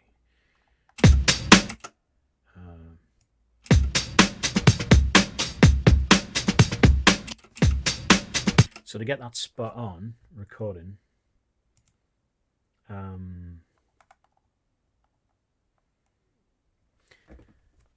so I guess the Amiga's getting all of my voice as well. So for the actual recording, I'll kill the mic. But what I'll do is I'll set up the monitor in here, and the very last thing I'll do will be to click the right button to start the recording. But I want the loop to go around a few times, because I kind of have to hit the right mouse button and sort of rhythmically, because that starts the interrupt that the CIA chip is waiting for to start sampling from the parallel port. So it's got to be dead on sample accurate, or as close as my satisfaction requires to feel like it's in time. Because any wasted time at the start, if I start the loop here and then I run over here and I click the right mouse button, then I've lost valuable sampling time. Either I'm too late starting it and I've got junk at the end and the whole thing's useless, or if I started the sampling on the Amiga and then ran over here and hit spacebar or hit the keys that would be dead time on a sample. That might be half my sampling time gone at a high bit rate, a high sample rate. So yeah, I'll mute the mic, I'll run the drum loop, and then hopefully I'll start recording at the start of the loop on the drums.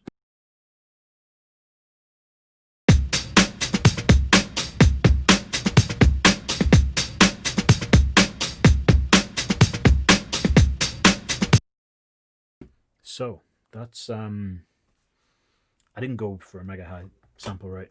C3 again, the default. I muted the Amiga. I'm going to have to set up a button for this as well. I'll do that now. MIDI button. There we go. Good stuff. Input. Okay, yeah, that's good. So here we go. That sounds okay. And actually, it's quite a lot of sampling time there because I didn't make it mega high rate. And that sample itself is a loop. That's the same thing twice from an old sample pack, possibly an old computer music one. So I don't need half of this anyway. I only need. But it starts pretty much dead on, so I'm quite happy with that. And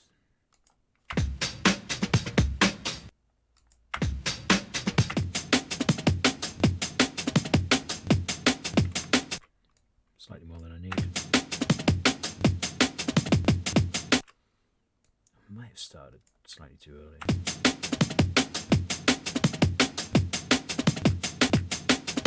And I would take the time to go in and zoom in and fix that and stuff. But yeah, okay, so that's extra that I don't need. Zoom out, show all, get that sample point, loop point back to the start. That's pretty much dead on.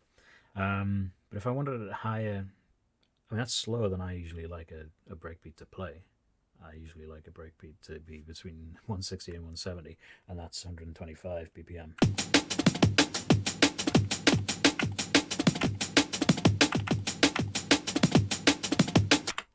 That's what I want. But if I sample this up here at a high bit rate, which I'm about to, I've got nowhere to go up. I've got nowhere to pitch up from. So I would have to go back and change this. Let's have a look at Ableton. Change this to repitch so that when I take this up to 160, the BPM, can't see it from all the way over here. Warp and repitch and all that kind of good stuff. Actually, I chose repitch specifically to avoid the time stretch algorithm because I don't want that fancy modern stuff. It's really good actually, but it's not. Do you know what? Maybe I'll use it just for the crack. It's normally I would just think, yeah, I'll pitch it up because that's how we do. But it doesn't have to be like that. It doesn't have to be like that. So let's sample at a much higher, the highest we can get away with, which is B.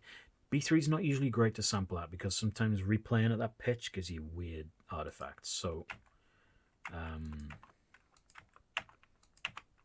A sharp 3 is, or B flat 3. That's a different story. The way sharps and flats work in Protracking. It's another code related, format related story.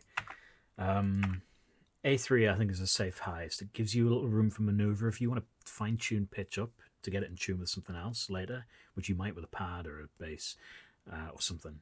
Then if you can't fine tune up, which changes the replay period without it going crackle or breaking down, then that's not great. So it's good to think of A3 as your functional upper limit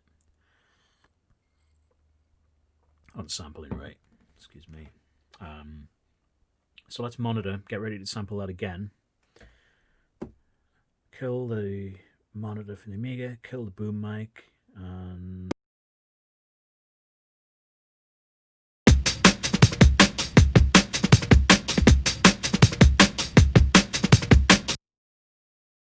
So you saw there how much less time you got.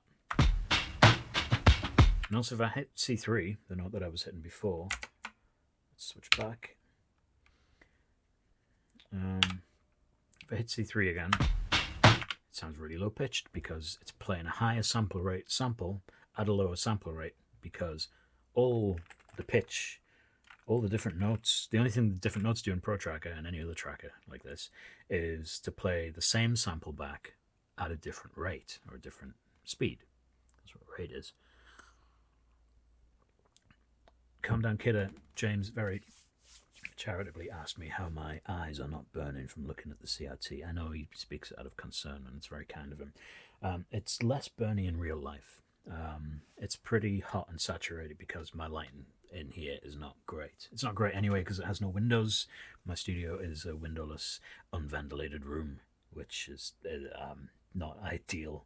I've been fucking working in here for 10 years and I'm desperate to move when we can. But hey, sometimes it's night. That's no excuse for bad light, not having a window. I've got a lot of soft light in here. Actually, I've got my seasonal affective disorder lamp. That would probably... I might uplight the whole shot with that. That might improve it. Yeah, in real life, this looks a lot sort of grayer and calmer and easier. A lot... The pink is slightly less hot. I mean, it's still hot. It's lovely, nice pink. But it's less red and burning. The white balance is all over the place. Slowly Dutch ovening myself into an early grave. Yeah, I mean, I don't even notice it anymore, to be honest. Sometimes people come in to see how I'm doing and then leave, and that's great. That's fine. So let's play it back at Y, which I think is A3, and it's the note we sampled at.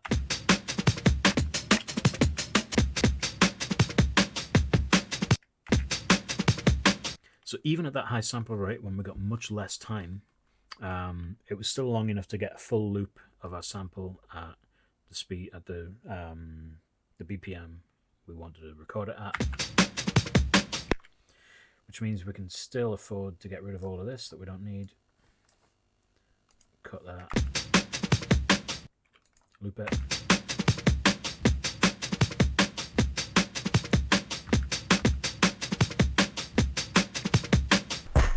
Yeah, sometimes the loops don't play back right.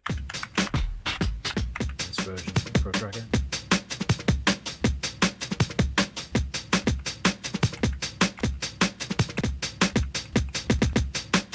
I think that's near enough dead on. If I zoom that, show that range,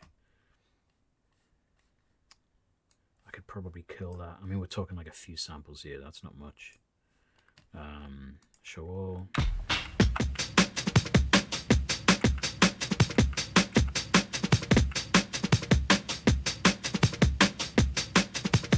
That's pretty spot on.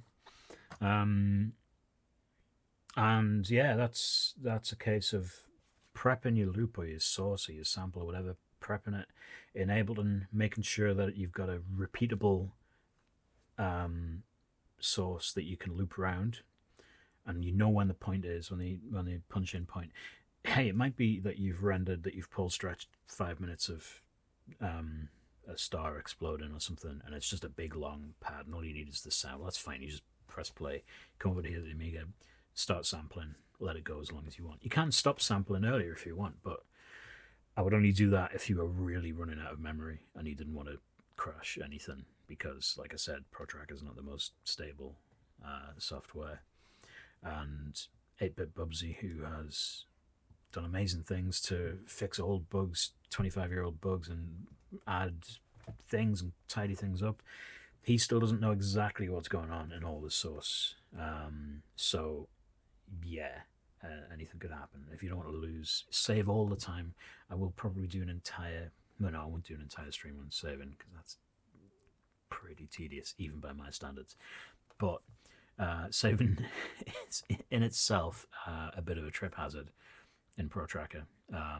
But it is still something you should learn to do all the time before you do anything remotely contentious, even if it, I mean, sometimes cutting a bit of sample data and pasting it, sometimes that is enough, especially on an Amiga 500 or 600 with a RAM expansion that might not be completely happy, then that kind of thing can cause problems. So save always, and usually fine.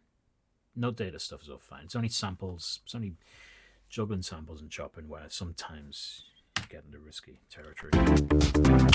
In terms of actual sample data, anything you do in here is unlikely to crash it. Hey, but there are other operations that we looked at last year that we'll maybe look at in a bit more detail. The streams tailed off a bit before I got everything done that I wanted to. I might even have a list somewhere of things that I was going to cover. But if you remember, they inevitably just turned into me laboriously doing a track and talking, and if nobody minds, I would just go around some stuff over and over again so that anybody who's new to this will maybe just absorb a bit of a general sense of what's going on. People can always tell me if I'm repeating myself too much, that's fine, but I will also normally be playing more music than I have been tonight, because I've been rambling on about how I'm going to do this in future, or how I might do this in future. We had some music near the start. We've got lots more music kicking about. DH1 is my data partition. Most of my Amigas have hard drives with two partitions. DH0 is disk hard 0 is the default operating system partition. Most people would have a DH1 that they stick files and stuff on. I do. It means it's easier for me to back up that whole thing separately. And I usually have a mod work directory on my data partition, and I also usually have a mods directory which has just mods in it. There's a lot of shit here that should be better organized, but hey, it's not.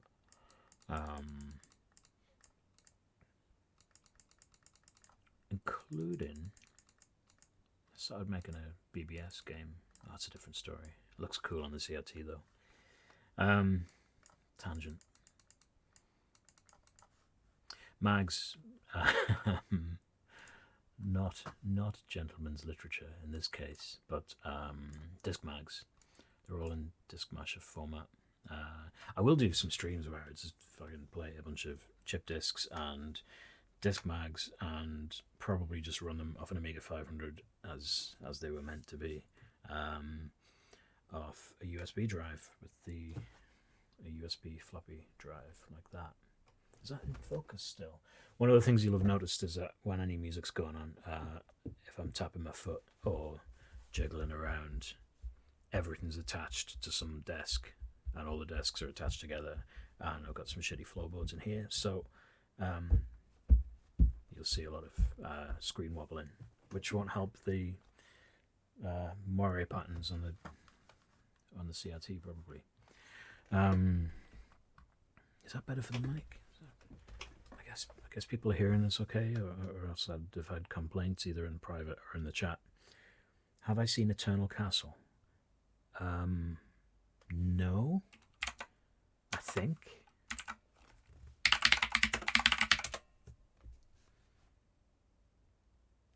Oh, right. No, it's still the answer, but I do know what you mean. Cool. I'll have a look. It's supposed to be a remaster of a DOS CGA game that doesn't exist. Nice. Okay, yeah, that figures. I recognize the screenshots and stuff, but I've never checked it out. That looks beautiful. Oh, cool.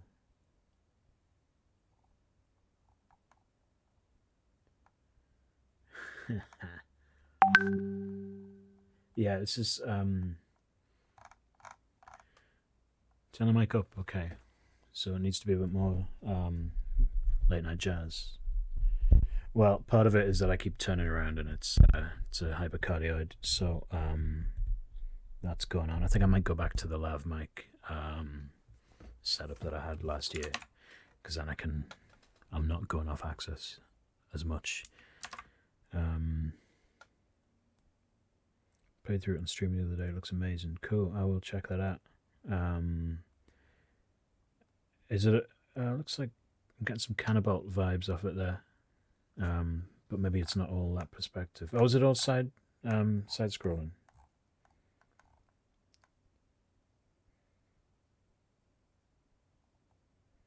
Yeah. Okay. Right. Plays a bit more like flashback. Yeah. I've just scrolled down the Polygon article to a GIF where some very flashbacky uh, gun firing is going on. That is perfect. Cool. Thank you. I'll check that out. I said I'll check it out. I'm not very good at checking things out, which is why I still haven't played Papers, Please, which has been out for a very long time, and I'm still excited about it as if it's brand new. And I just have not got my head in a place to play what is probably quite a harrowing game. But there are all sorts of games I should be playing, like as research for work, and occasionally I do get around to it. Half-Life Alex, I played that. That was legit research, but also legit amazing. If you get a chance to play that, please do. It's I don't deal with horror films very well because I kind of burned myself out on them in my teens, and then just had to stop for since, and I still never want to put on a horror film, but like Alex is amazing as Half-Life Alex as a horror thingy. I don't know if VR setup. Yeah, it's a kind of a. I've got PSVR and then I have a Rift for work purposes that I can't discuss in any more detail. But yeah, it's pretty cool. It's got a lot of that whole sector of gaming has to find its feet still. I think Alex is a bit of a killer app. It's amazing. Um, so what always has to happen is that the next thing and the next thing have to be amazing. So hopefully, um, yeah, yeah. So I said I was going to play some disc mags, chip discs, and things like that. We could just have streams that are basically low interaction, not much talking, um, but plain music that is kind of difficult to hear outside of the format of a disc mag or a chip disc, which involves you having to kind of run a bit of software on the Amiga, and then each tune will normally loop forever, and you've got to like click through the menu to hear a new tune. It's lovely. I like that format. I've been obsessed with that format for 20 years. One of my undergraduate dissertations was an album on a floppy disk in that format, and they didn't know what the fuck to do with that. And that was in 2002 or something. But yeah, I love that concept, but it's really hard to demonstrate. It's very hard to automate. So you can't just. That's why there are no kind of batch uploads to YouTube of disc mags and chip discs. So there are music discs and there are chip discs. Music discs are larger modules, dusk pop and the like, and just general like substantial modules of a substantial size. Chip discs, the distinction would be that they are chip tunes in the traditional Amiga sense of the word,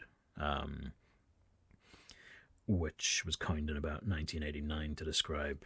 I've said this a million times. I'll always keep saying it just as a clarification of what I mean by chip tune, which isn't what everybody else means, and that's fine.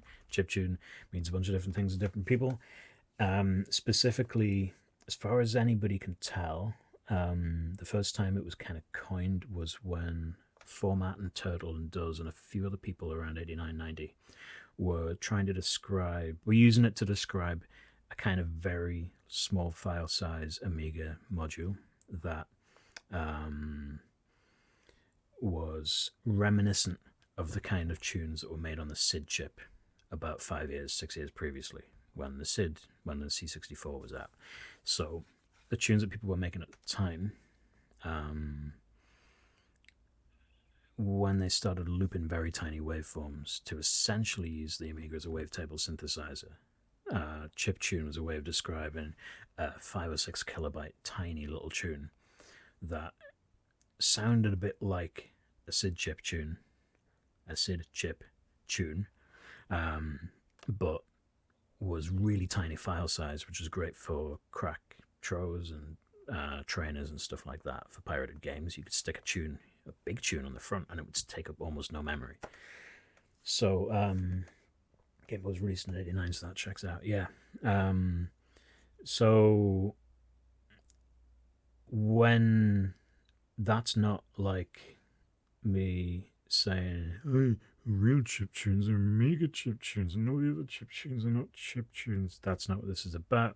This is about when I talk about chip tunes in this context, it's normally in order to differentiate between a tiny chippy tune with tiny samples and a bigger module like a half a megabyte drum and bass module with like real samples in. In other words,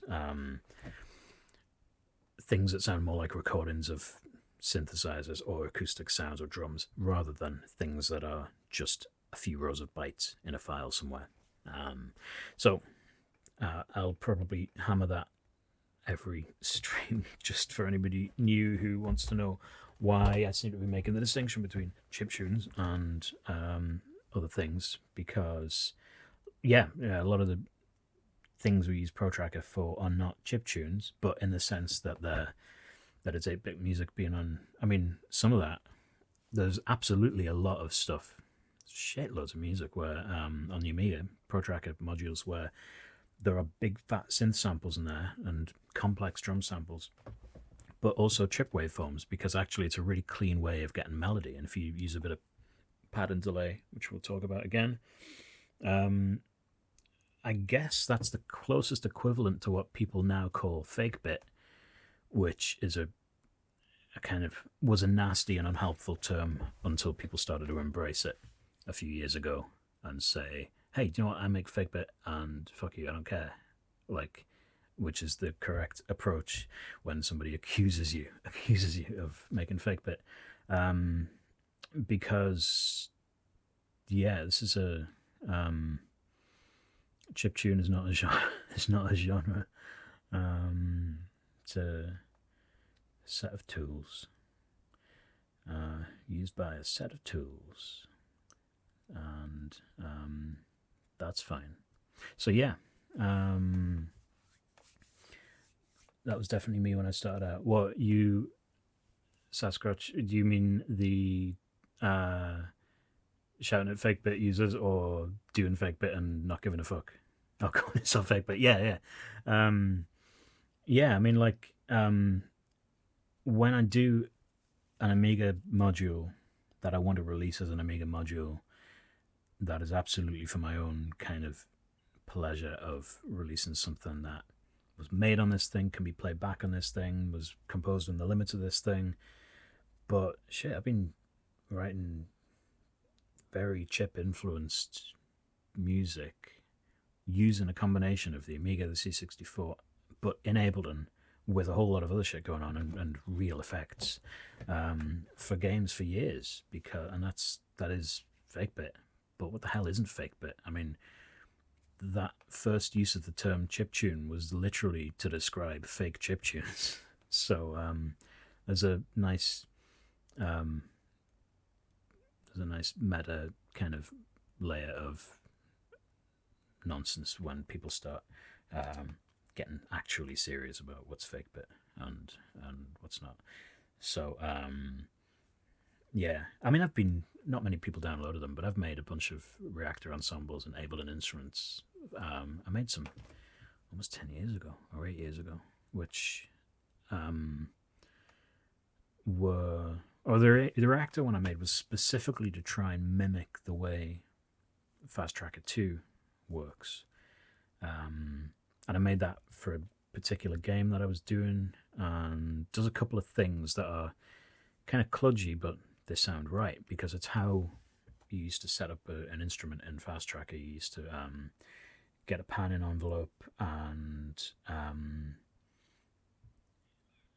then sometimes you go through and randomize manual pan commands just to give it a bit of unexpected kind of ping pong delay and stuff like that. And I had that going on in this reactor patch, and I was really happy with it. But like at the time, maybe I made a conscious decision not to push it too much, because it would be like almost just fakey stuff.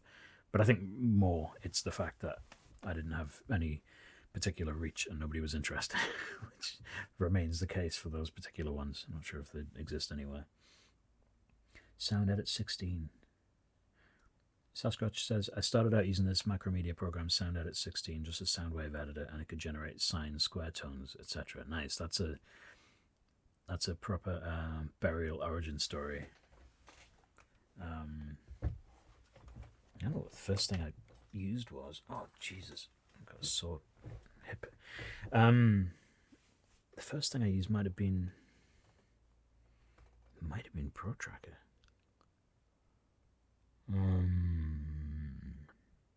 Could have been. Oh, hey, another thing I might do. So last night, a few days ago, but I saw it last night. There's a new Atari tracker out called, I've forgotten. If Pete's still on, he might remind me, but I think he might be doing important stuff in the lab. No, he's gone. He's doing the thing. He's working on the thing that I should be helping him with. He some DHS Dead Hacker Society Atari group just released a new Atari tracker. So that's YM Yamaha YM chip, and it looks pretty cool. And I have an Atari sitting here. I have an STE sitting here. If it fits in my little desk, in my little monitor stand, then hell no, I'll get it. Oh.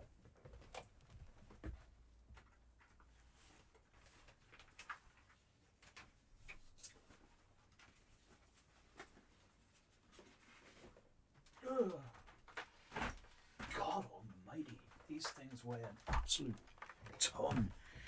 Because Atari built the power supply into them here. And they're just mad heavy. I would never have been able to tour with this.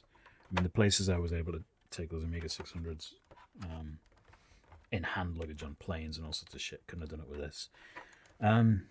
Yeah, it will just about fit in there. So even though I would love this not to be the case, but usually the note key layouts, or just the keyboard layouts on Atari trackers generally feel wrong to me.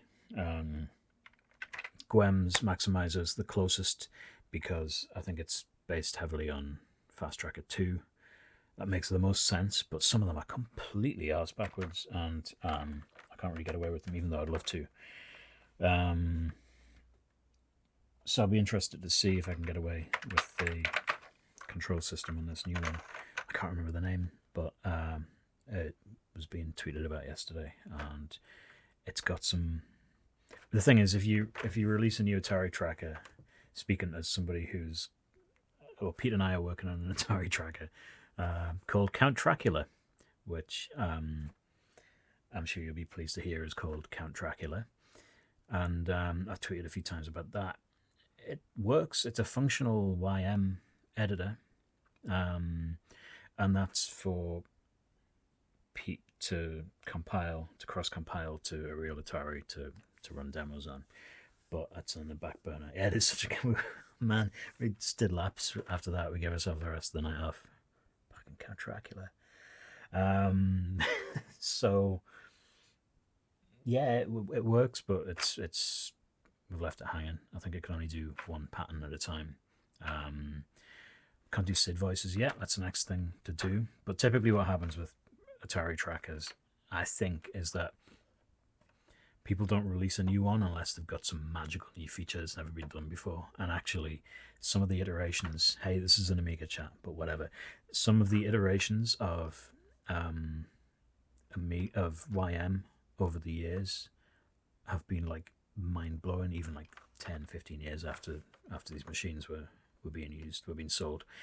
Um, so, what is the. You don't have a format. You don't have like the mod format or the AHX format. Um, you have a big dump of binary that you spit out at the YM chip to make it do things.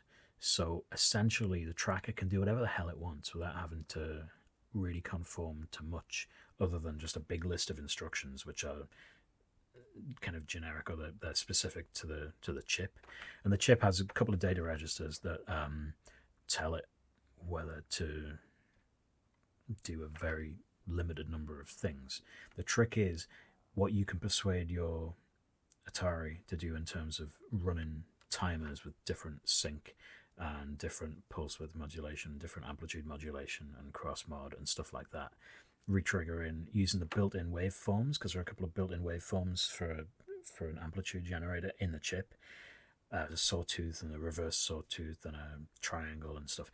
If you can loop those back and do things you're not really supposed to with them, you can make insane sounds on the Atari. And that's always been kind of elusive to me because I've never had the time to really learn any of those trackers on Atari hardware. And also, I cannot be asked with Atari hardware. The ST, oh god, I love Workbench so much. It's multitasking, it's proper, it's got fucking folders, it's got a decent resolution and color and all that kind of stuff. And as great as the Atari is for a whole bunch of stuff, not for actually using. But that's just me being salty. So one of the reasons for Count Dracula was that Pete wanted music, and I said, "Oh, I refuse to learn any any Atari trackers. Write me a tracker." I didn't think he would go for it, but he said, "Yeah," and so we started writing a tracker, a Windows and Mac based tracker. But we will pick that up and get it going sometime. So that'll be fun. Sasquatch, yeah, I think my first good song and the one that actually sounded like what I wanted to write was Loops Edit and Goat Tracker recorded into Sound Edit 16 and then copy and pasted in little bits of drum and bass little bits of drum breaks. Awesome. That's perfect. Goat Tracker, I really wish I'd taken the time to actually learn it. I had bursts of knowing what I was doing long enough to almost get somewhere, and then just got distracted. And I mean, I've learned a lot of trackers, a lot of weird trackers, and it's just there are some you learn and some you don't, or some you invest the time in and some you don't.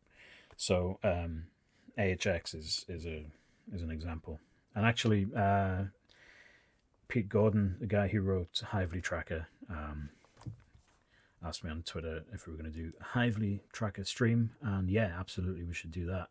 If I can find out a way to increase the size of it. Actually, I can just scale it up on OBS. We'll do a Hively Tracker. Hively Tracker is his kind of expanded version of AHX Tracker, which I did a stream on last year, and I will do another one on. And RMT was the one I really wish I'd learned. What's RMT? Am I being stupid here?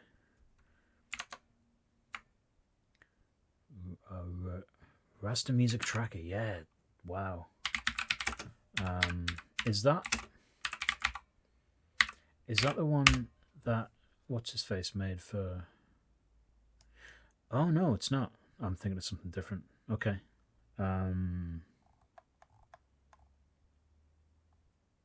Cool.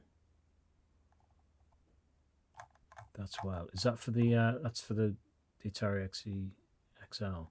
Is that the one that's never in tune? Apparently the guy that makes it got hit by a train. Oh. Sorry, man. Okay. Well, there we go. So, okay, it's yeah, it's still online. I guess that means it is where it is, and it doesn't get developed further. One of the demo songs is insanely good. Cool. I want to have a look at that. I don't know anything about the XE or the XL actually. I'm not sure how popular they were here. There's a whole era of Atari home computers that didn't really penetrate over here. Probably it was going on either before anybody over here could afford anything at all, or before Atari were exporting that much, or when Spectrum and BBC were battling it out over here with even cheaper machines. Probably a combination of the three. Also, slightly before my time. So I think I was 8 or 9 when we got an Amiga. And before then, I barely had a chance to use a computer, so I didn't have any kind of strong attachment to the BBC Micro that we had in school that I was never allowed to fucking touch because we weren't allowed to touch the computers in school in case we broke them. Standard fucking crack there. And yeah, that's a sad story. Also, the guy getting hit by a train, that's a sad story too, but I was being self-indulgent. Yeah, maybe there's other stuff we could look at on the Amiga. Since I've got an Amiga sitting here, it doesn't have to be now, but I've got all sorts of stuff. Oh, I wrote this thing. No, I don't want to multitask. And hey, we've already got Directory Opus running in the background. So I wrote this thing. I wish I could remember how I wrote it and how I set it up, because I should have documented it at the time. Anyway, it's a viewer for PC ANSI art, which doesn't always. I mean, normally it's hard to view it on the Amiga at all, but I at least got some of them to be viewable on the Amiga. And Opus makes it possible because you can link a bunch of other file types together and what the hell is it? ANSI. Blocktronics. So Blocktronics are still kicking out ASCII art and ANSI art and some amazing stuff. Follow them on Twitter, Text Mode or Blocktronics, and there's another account as well. They still have bulletin boards that are going that you can remotely connect to from the Amiga, and I'll do that sometime, just for the old school feels. Yeah, not all of these work. Some of them are absolutely epic multi-page pieces as well.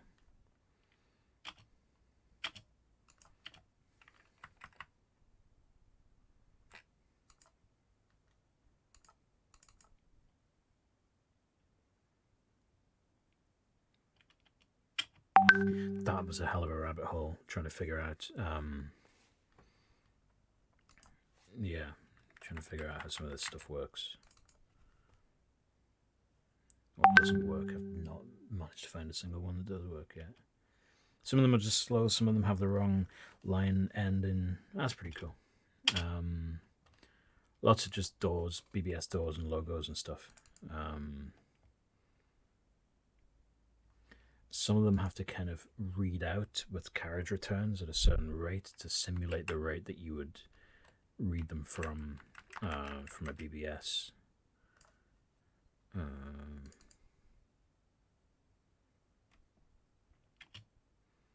And some of them will just never fit on the screen the way you want them to, and that's just the way it is. I feel like fewer of them are working than used to. Nice. That's class.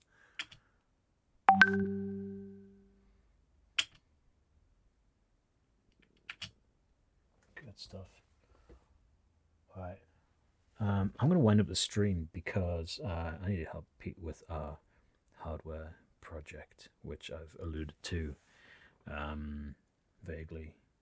If I'm getting 5 WhatsApp pings from him, that means he's either fried his Amiga or discovered something. Let me just see what he's saying.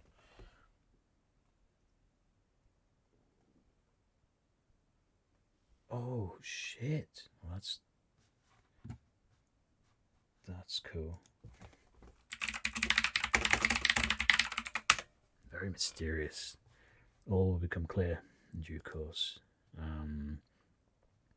Tell you what, I should do what I said I was going to do and play some music. I won't go just yet. Have I got Protracker open? I'm gonna do a reboot. 3-fingered salute. I'm just gonna reset that just to clear out the RAM. Actually, it might not clear out the RAM on a cold boot, on a cold reboot. Should do. No, why would it do? I'm just gonna do that properly.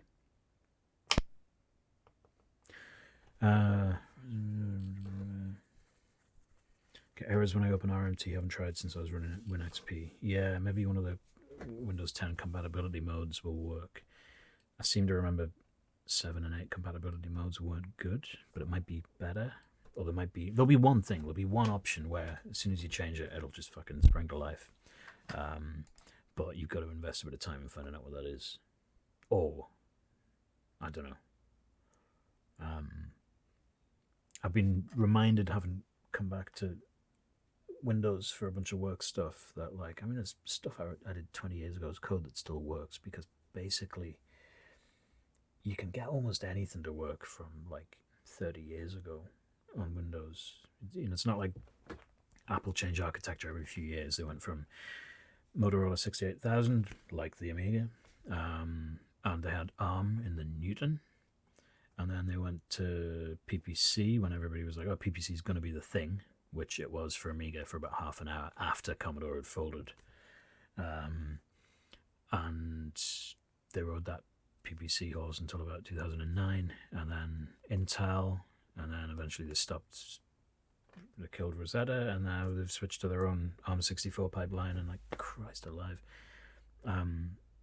Not happy about very old stuff being completely obsoleted, forcibly obsoleted, because, hey, you can imagine I would feel like that because I'm running a fucking stream about Amigas.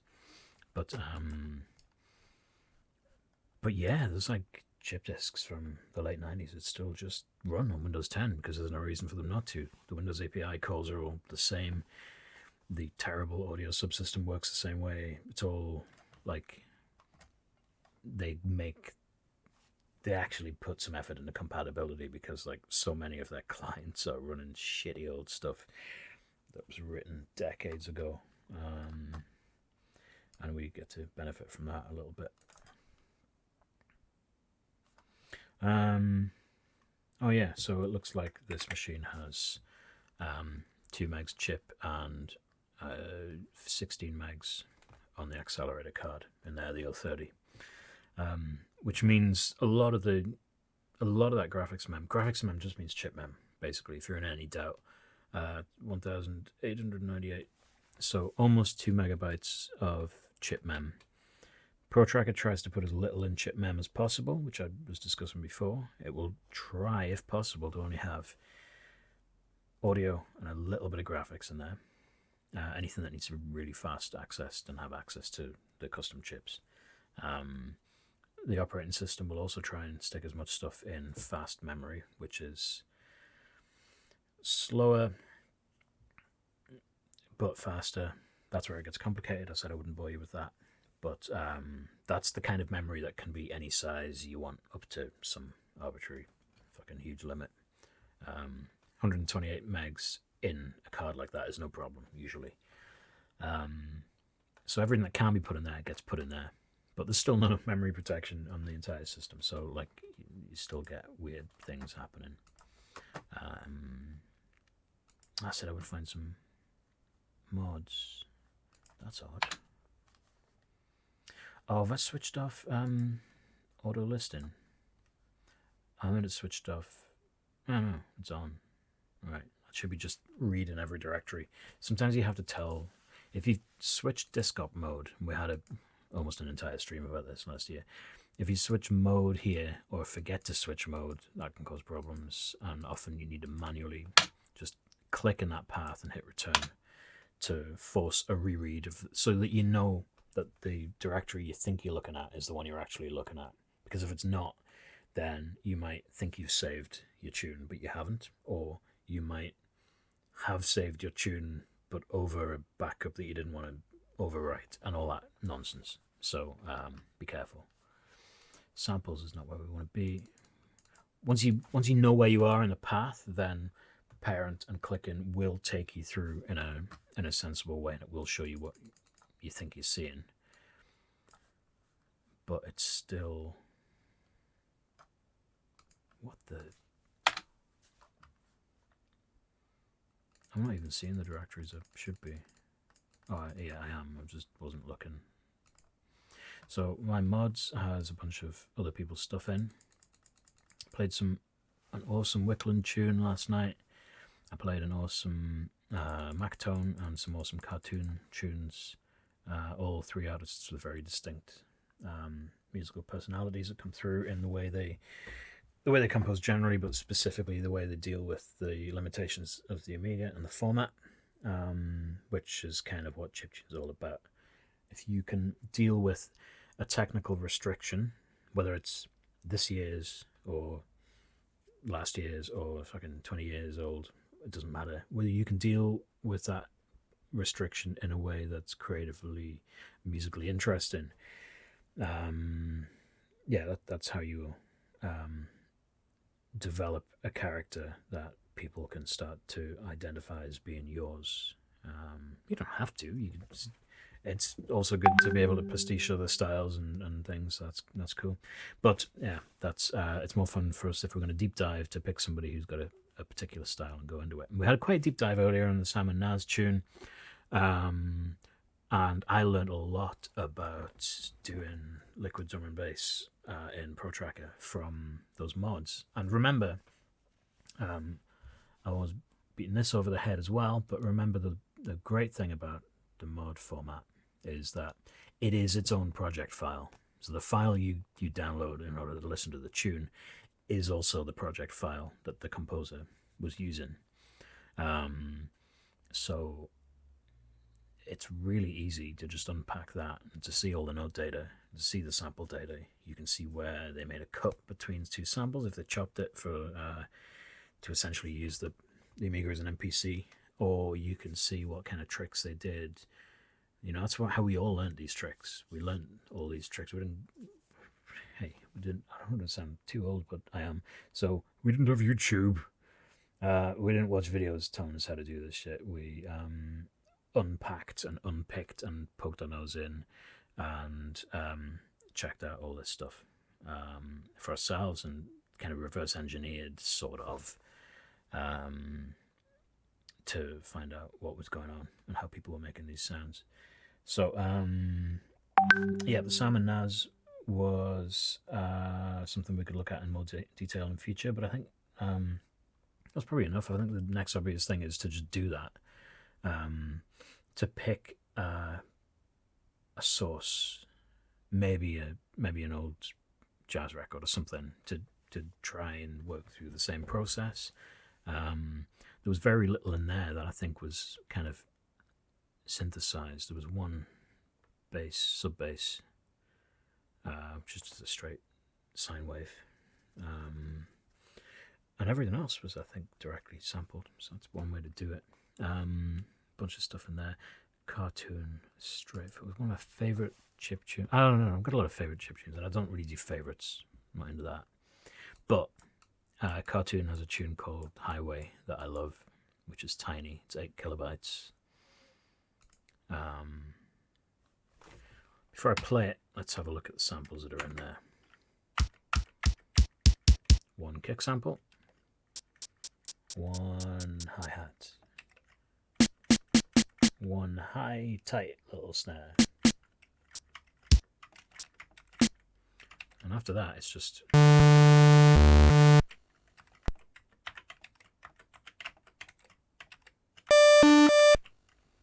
So that's 2 octaves of the same waveform, 3 octaves of the same waveform. That is it. There's nothing else in there. It's not as small as you can get, because I'm sure you could crunch down those drums even smaller. You can always chop a bit more out of a drum if you want to make the sacrifice. Sometimes you can even, if your bass sound is heavy enough, you can get away without a kick drum. There are all sorts of pranks you can play to avoid taking up memory, if your aim is to do a tiny as possible chiptune. There is a lower limit, like an empty module I think is still always going to be 1 kilobyte. Now, I had to calculate this recently for reasons. A mod with Fast Tracker, you can hack an XM file to take out even the default. There's a lot you can do to optimize an XM file.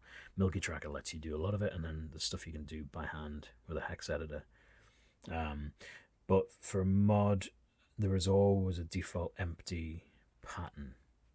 I think you could probably strip that out, but your pattern data needs to go somewhere, and it's not an adjustable channel count format the way XM is.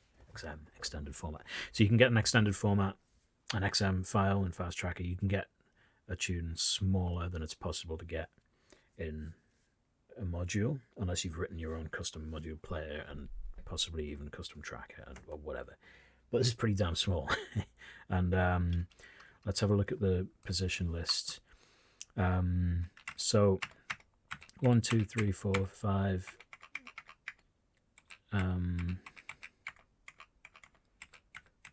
6 positions there, but there are only 0 is one pattern, 1 is another pattern, 2 and 3. So only 4 patterns of data there. So actually, those samples are taken up. That's still pretty small.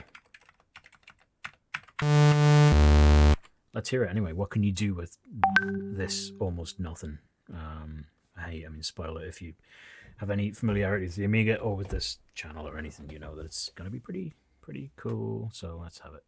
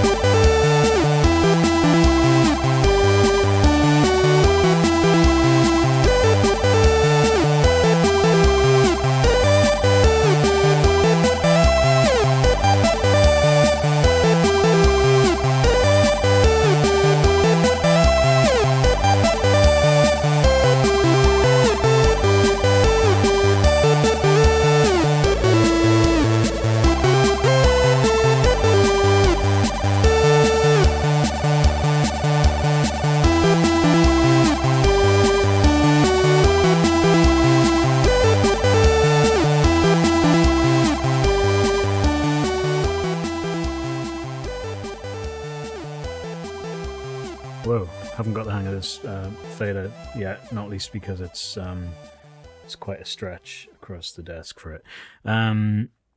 So normally I would let that play out for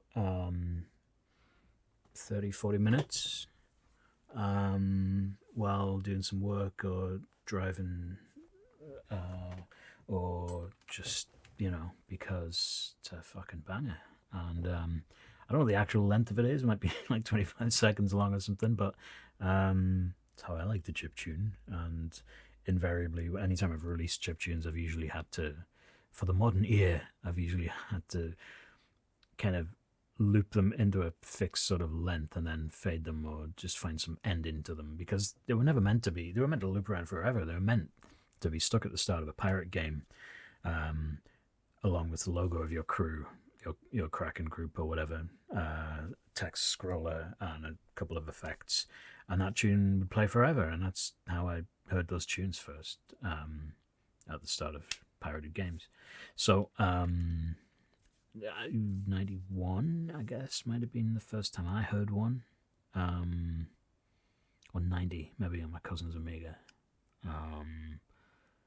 Like, oh, this music's amazing. This is the music for this game. And he'd be like, no. You click the joystick and then you play the game, and it was always a letdown. The music was never as good. I'd rather just leave that Cracktro screen on. Anyway, so what do we got? 4 channels. That's loud. That is loud. Sorry about that.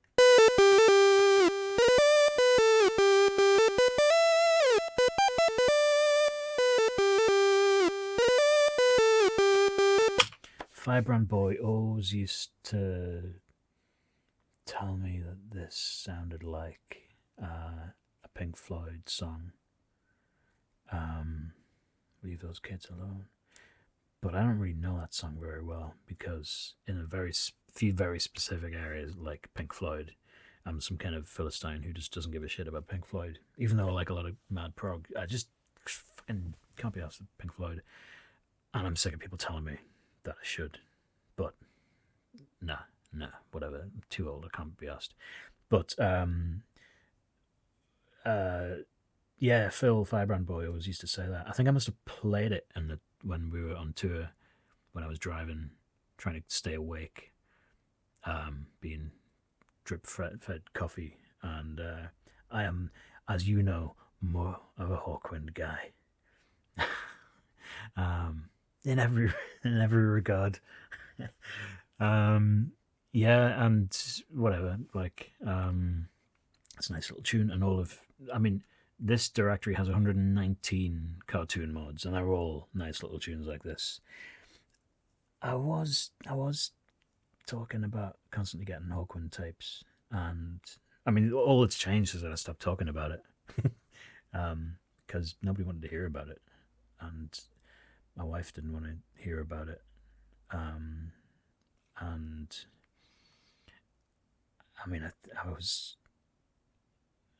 I was clearly having a breakdown, but like, I'm always having a breakdown. It's just, I happen to be getting a load of Hawkwind tapes. Like, yeah. I got a load of incense, but I was 2 weeks after I had COVID. I was still not right in the head, and at 3 a.m. I managed to track down the last remaining stock of a brand of incense, my favorite brand of incense that had gone out of business a year ago. I was like, shit, I'm never going to be able to get my Tree of Life incense again. And I found some on eBay and ordered some.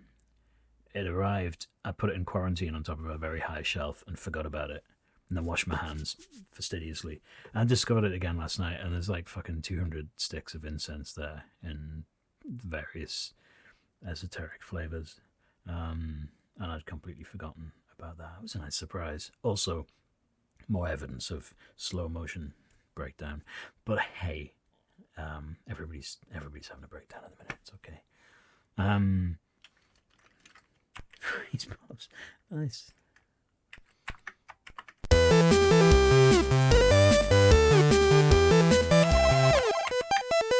I'm sure I've used this as an example in this stream before, because it's a lovely, simplistic kind of, but with technical depth that makes it do things that you wouldn't think could be done with the samples that I played for you earlier. That's the point.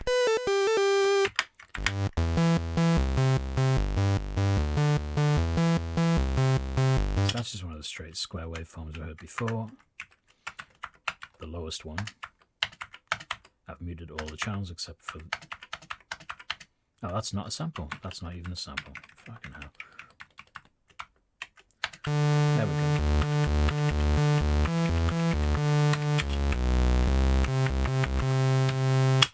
So, He's doing a bunch of things here, which we'll go into in depth in another stream. I'm promising a lot, aren't I? But hey, that just means we're gonna have lots of streams. He's doing an immediate volume slide down, quite a sharp one. It's not processed when you do the step-by-step thing. Some commands are, some commands aren't when you press enter to step through, note by note. But you can hear that immediate drop.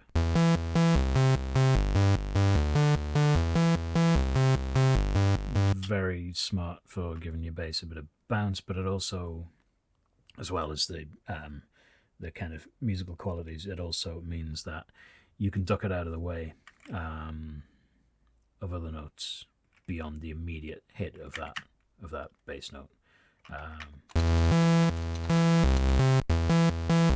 He's doing a kind of version of the sidechaining that we've done in the past that I'll look at again, which is a completely manual type of sidechaining where I'll dig out one of the old examples that we worked on last time for anybody who missed that. Pretty standard. This entire channel is all about the arps because, yeah. And that waveform will be slightly quieter. So the volume's down to 12 there, and I've really turned this down on the mix because fucking hell, straight square waves, full blast. I just hammering that speaker as loud as it'll go. So that one looks like the same waveform. It's only slightly different. Actually, the length 1C there is double 0E in hex. E is 14, and 28 1C. But as well as the octave difference, one of them is 30 volume out of 40 hex, and one of them is 12. The reason you do that is because changing the volume of a sample, and this isn't a great example, but if they were the same sample in memory twice with different volumes, that would be because the actual size of a tiny sample like this is in the order of bytes rather than hundreds or kilobytes. So hardly any space, but you get a lot of flexibility because you can have a duplicate of your sample, one at a lower volume. So instead of wasting an effects command slot,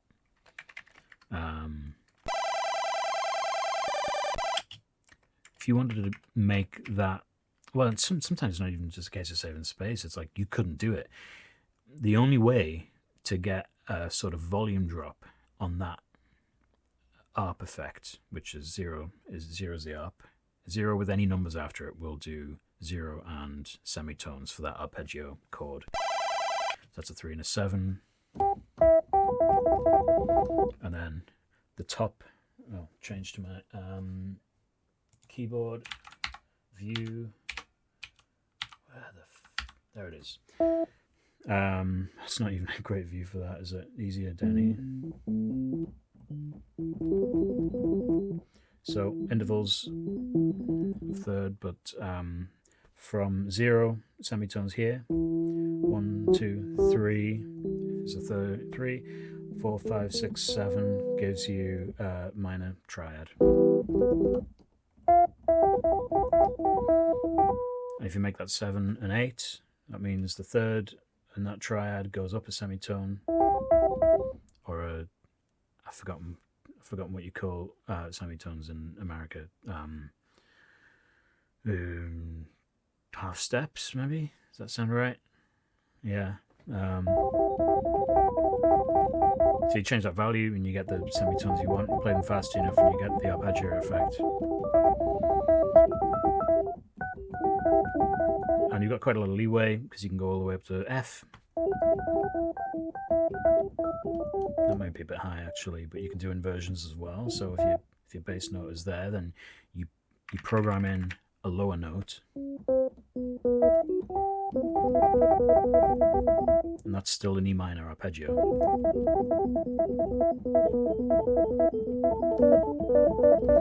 Options, but yeah, the only way to make that arpeggio change in volume is to play the same interval and the same waveform, but with a different instrument, which is identical in every respect other than the volume.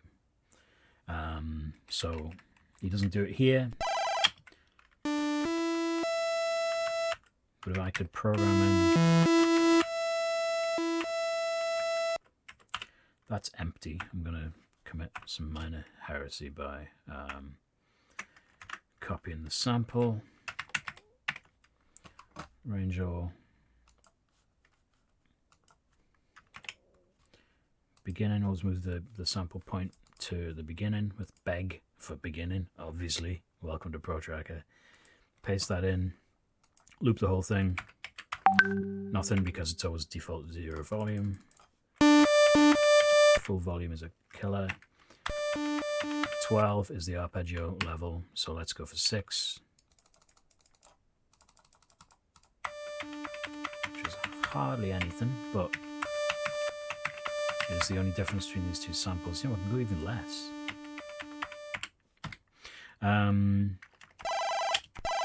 Change that instrument.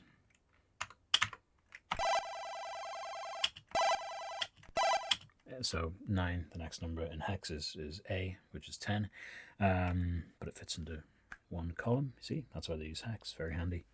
And now we can change the volume of that without even changing the note or without retriggering anything else there.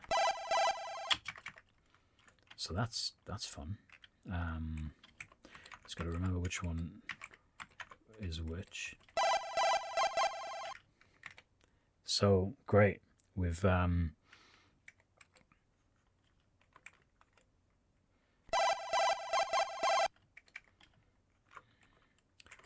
does that one?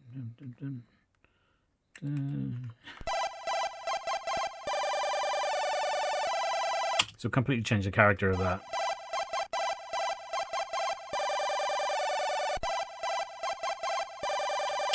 So that's nice.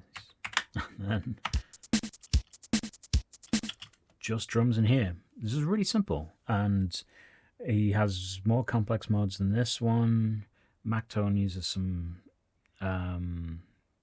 crazy mashups of the various techniques as well, and like it's pretty straightforward and a good one to learn from, because some of the really deep juggling of things that can make some mods appear kind of completely incomprehensible aren't being done here, like mixing melody delay lines in with your drums, but also some of the drums are out in a different channel and all that kind of stuff. Another good reason to always listen in mono, by the way.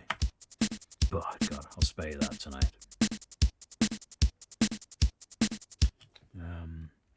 Yeah, so put it all together.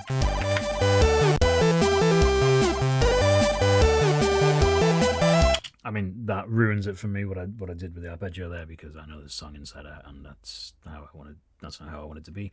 But that's a whole other layer of activity going on in that melodic kind of background pad. It's not pad, it's an harp, but just by sacrificing a tiny bit of sample memory in order to get a whole new dimension to what is effectively a limited instrument of an arpeggio square wave.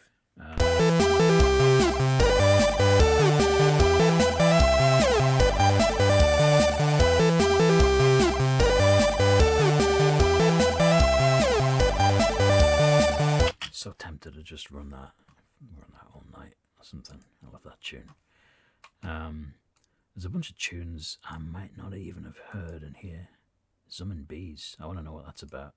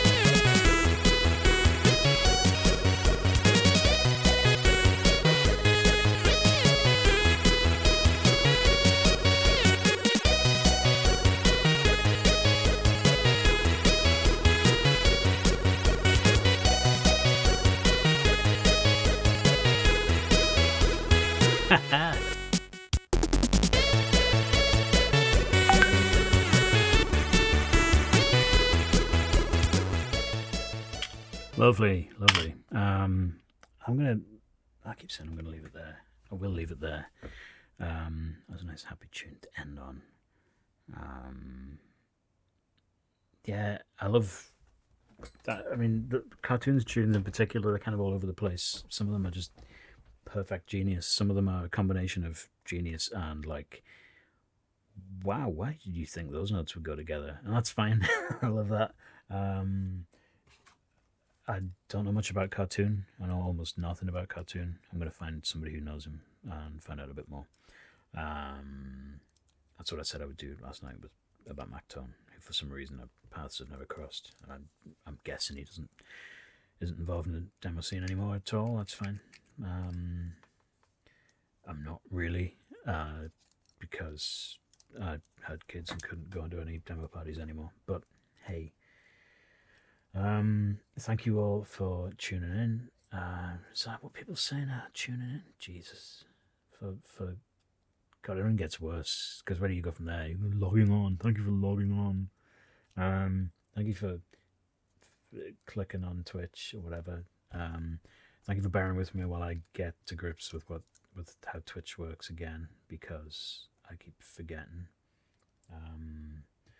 And also, sorry for not welcoming you individually as you join, because I can't seem to get stream chat and users on the same as the monitor that's got all that stuff on. This one here. It would be great if it let me. It's good for seeing the whole chat. And then I've got some stream data over here on this monitor, but it's not ideal. I'll figure that out. And that's where the Amiga is. Yeah, thank you. Gonna stop streaming now. Trying to remember how to do that. There's a button that says stop streaming. I'll try and improve the mic situation a bit. I think probably going back to a decent lav mic is probably the best way to go, because it's not like I'm jumping up and down much. It doesn't really matter if it's attached to me. Yeah, thank you all for coming, and good night.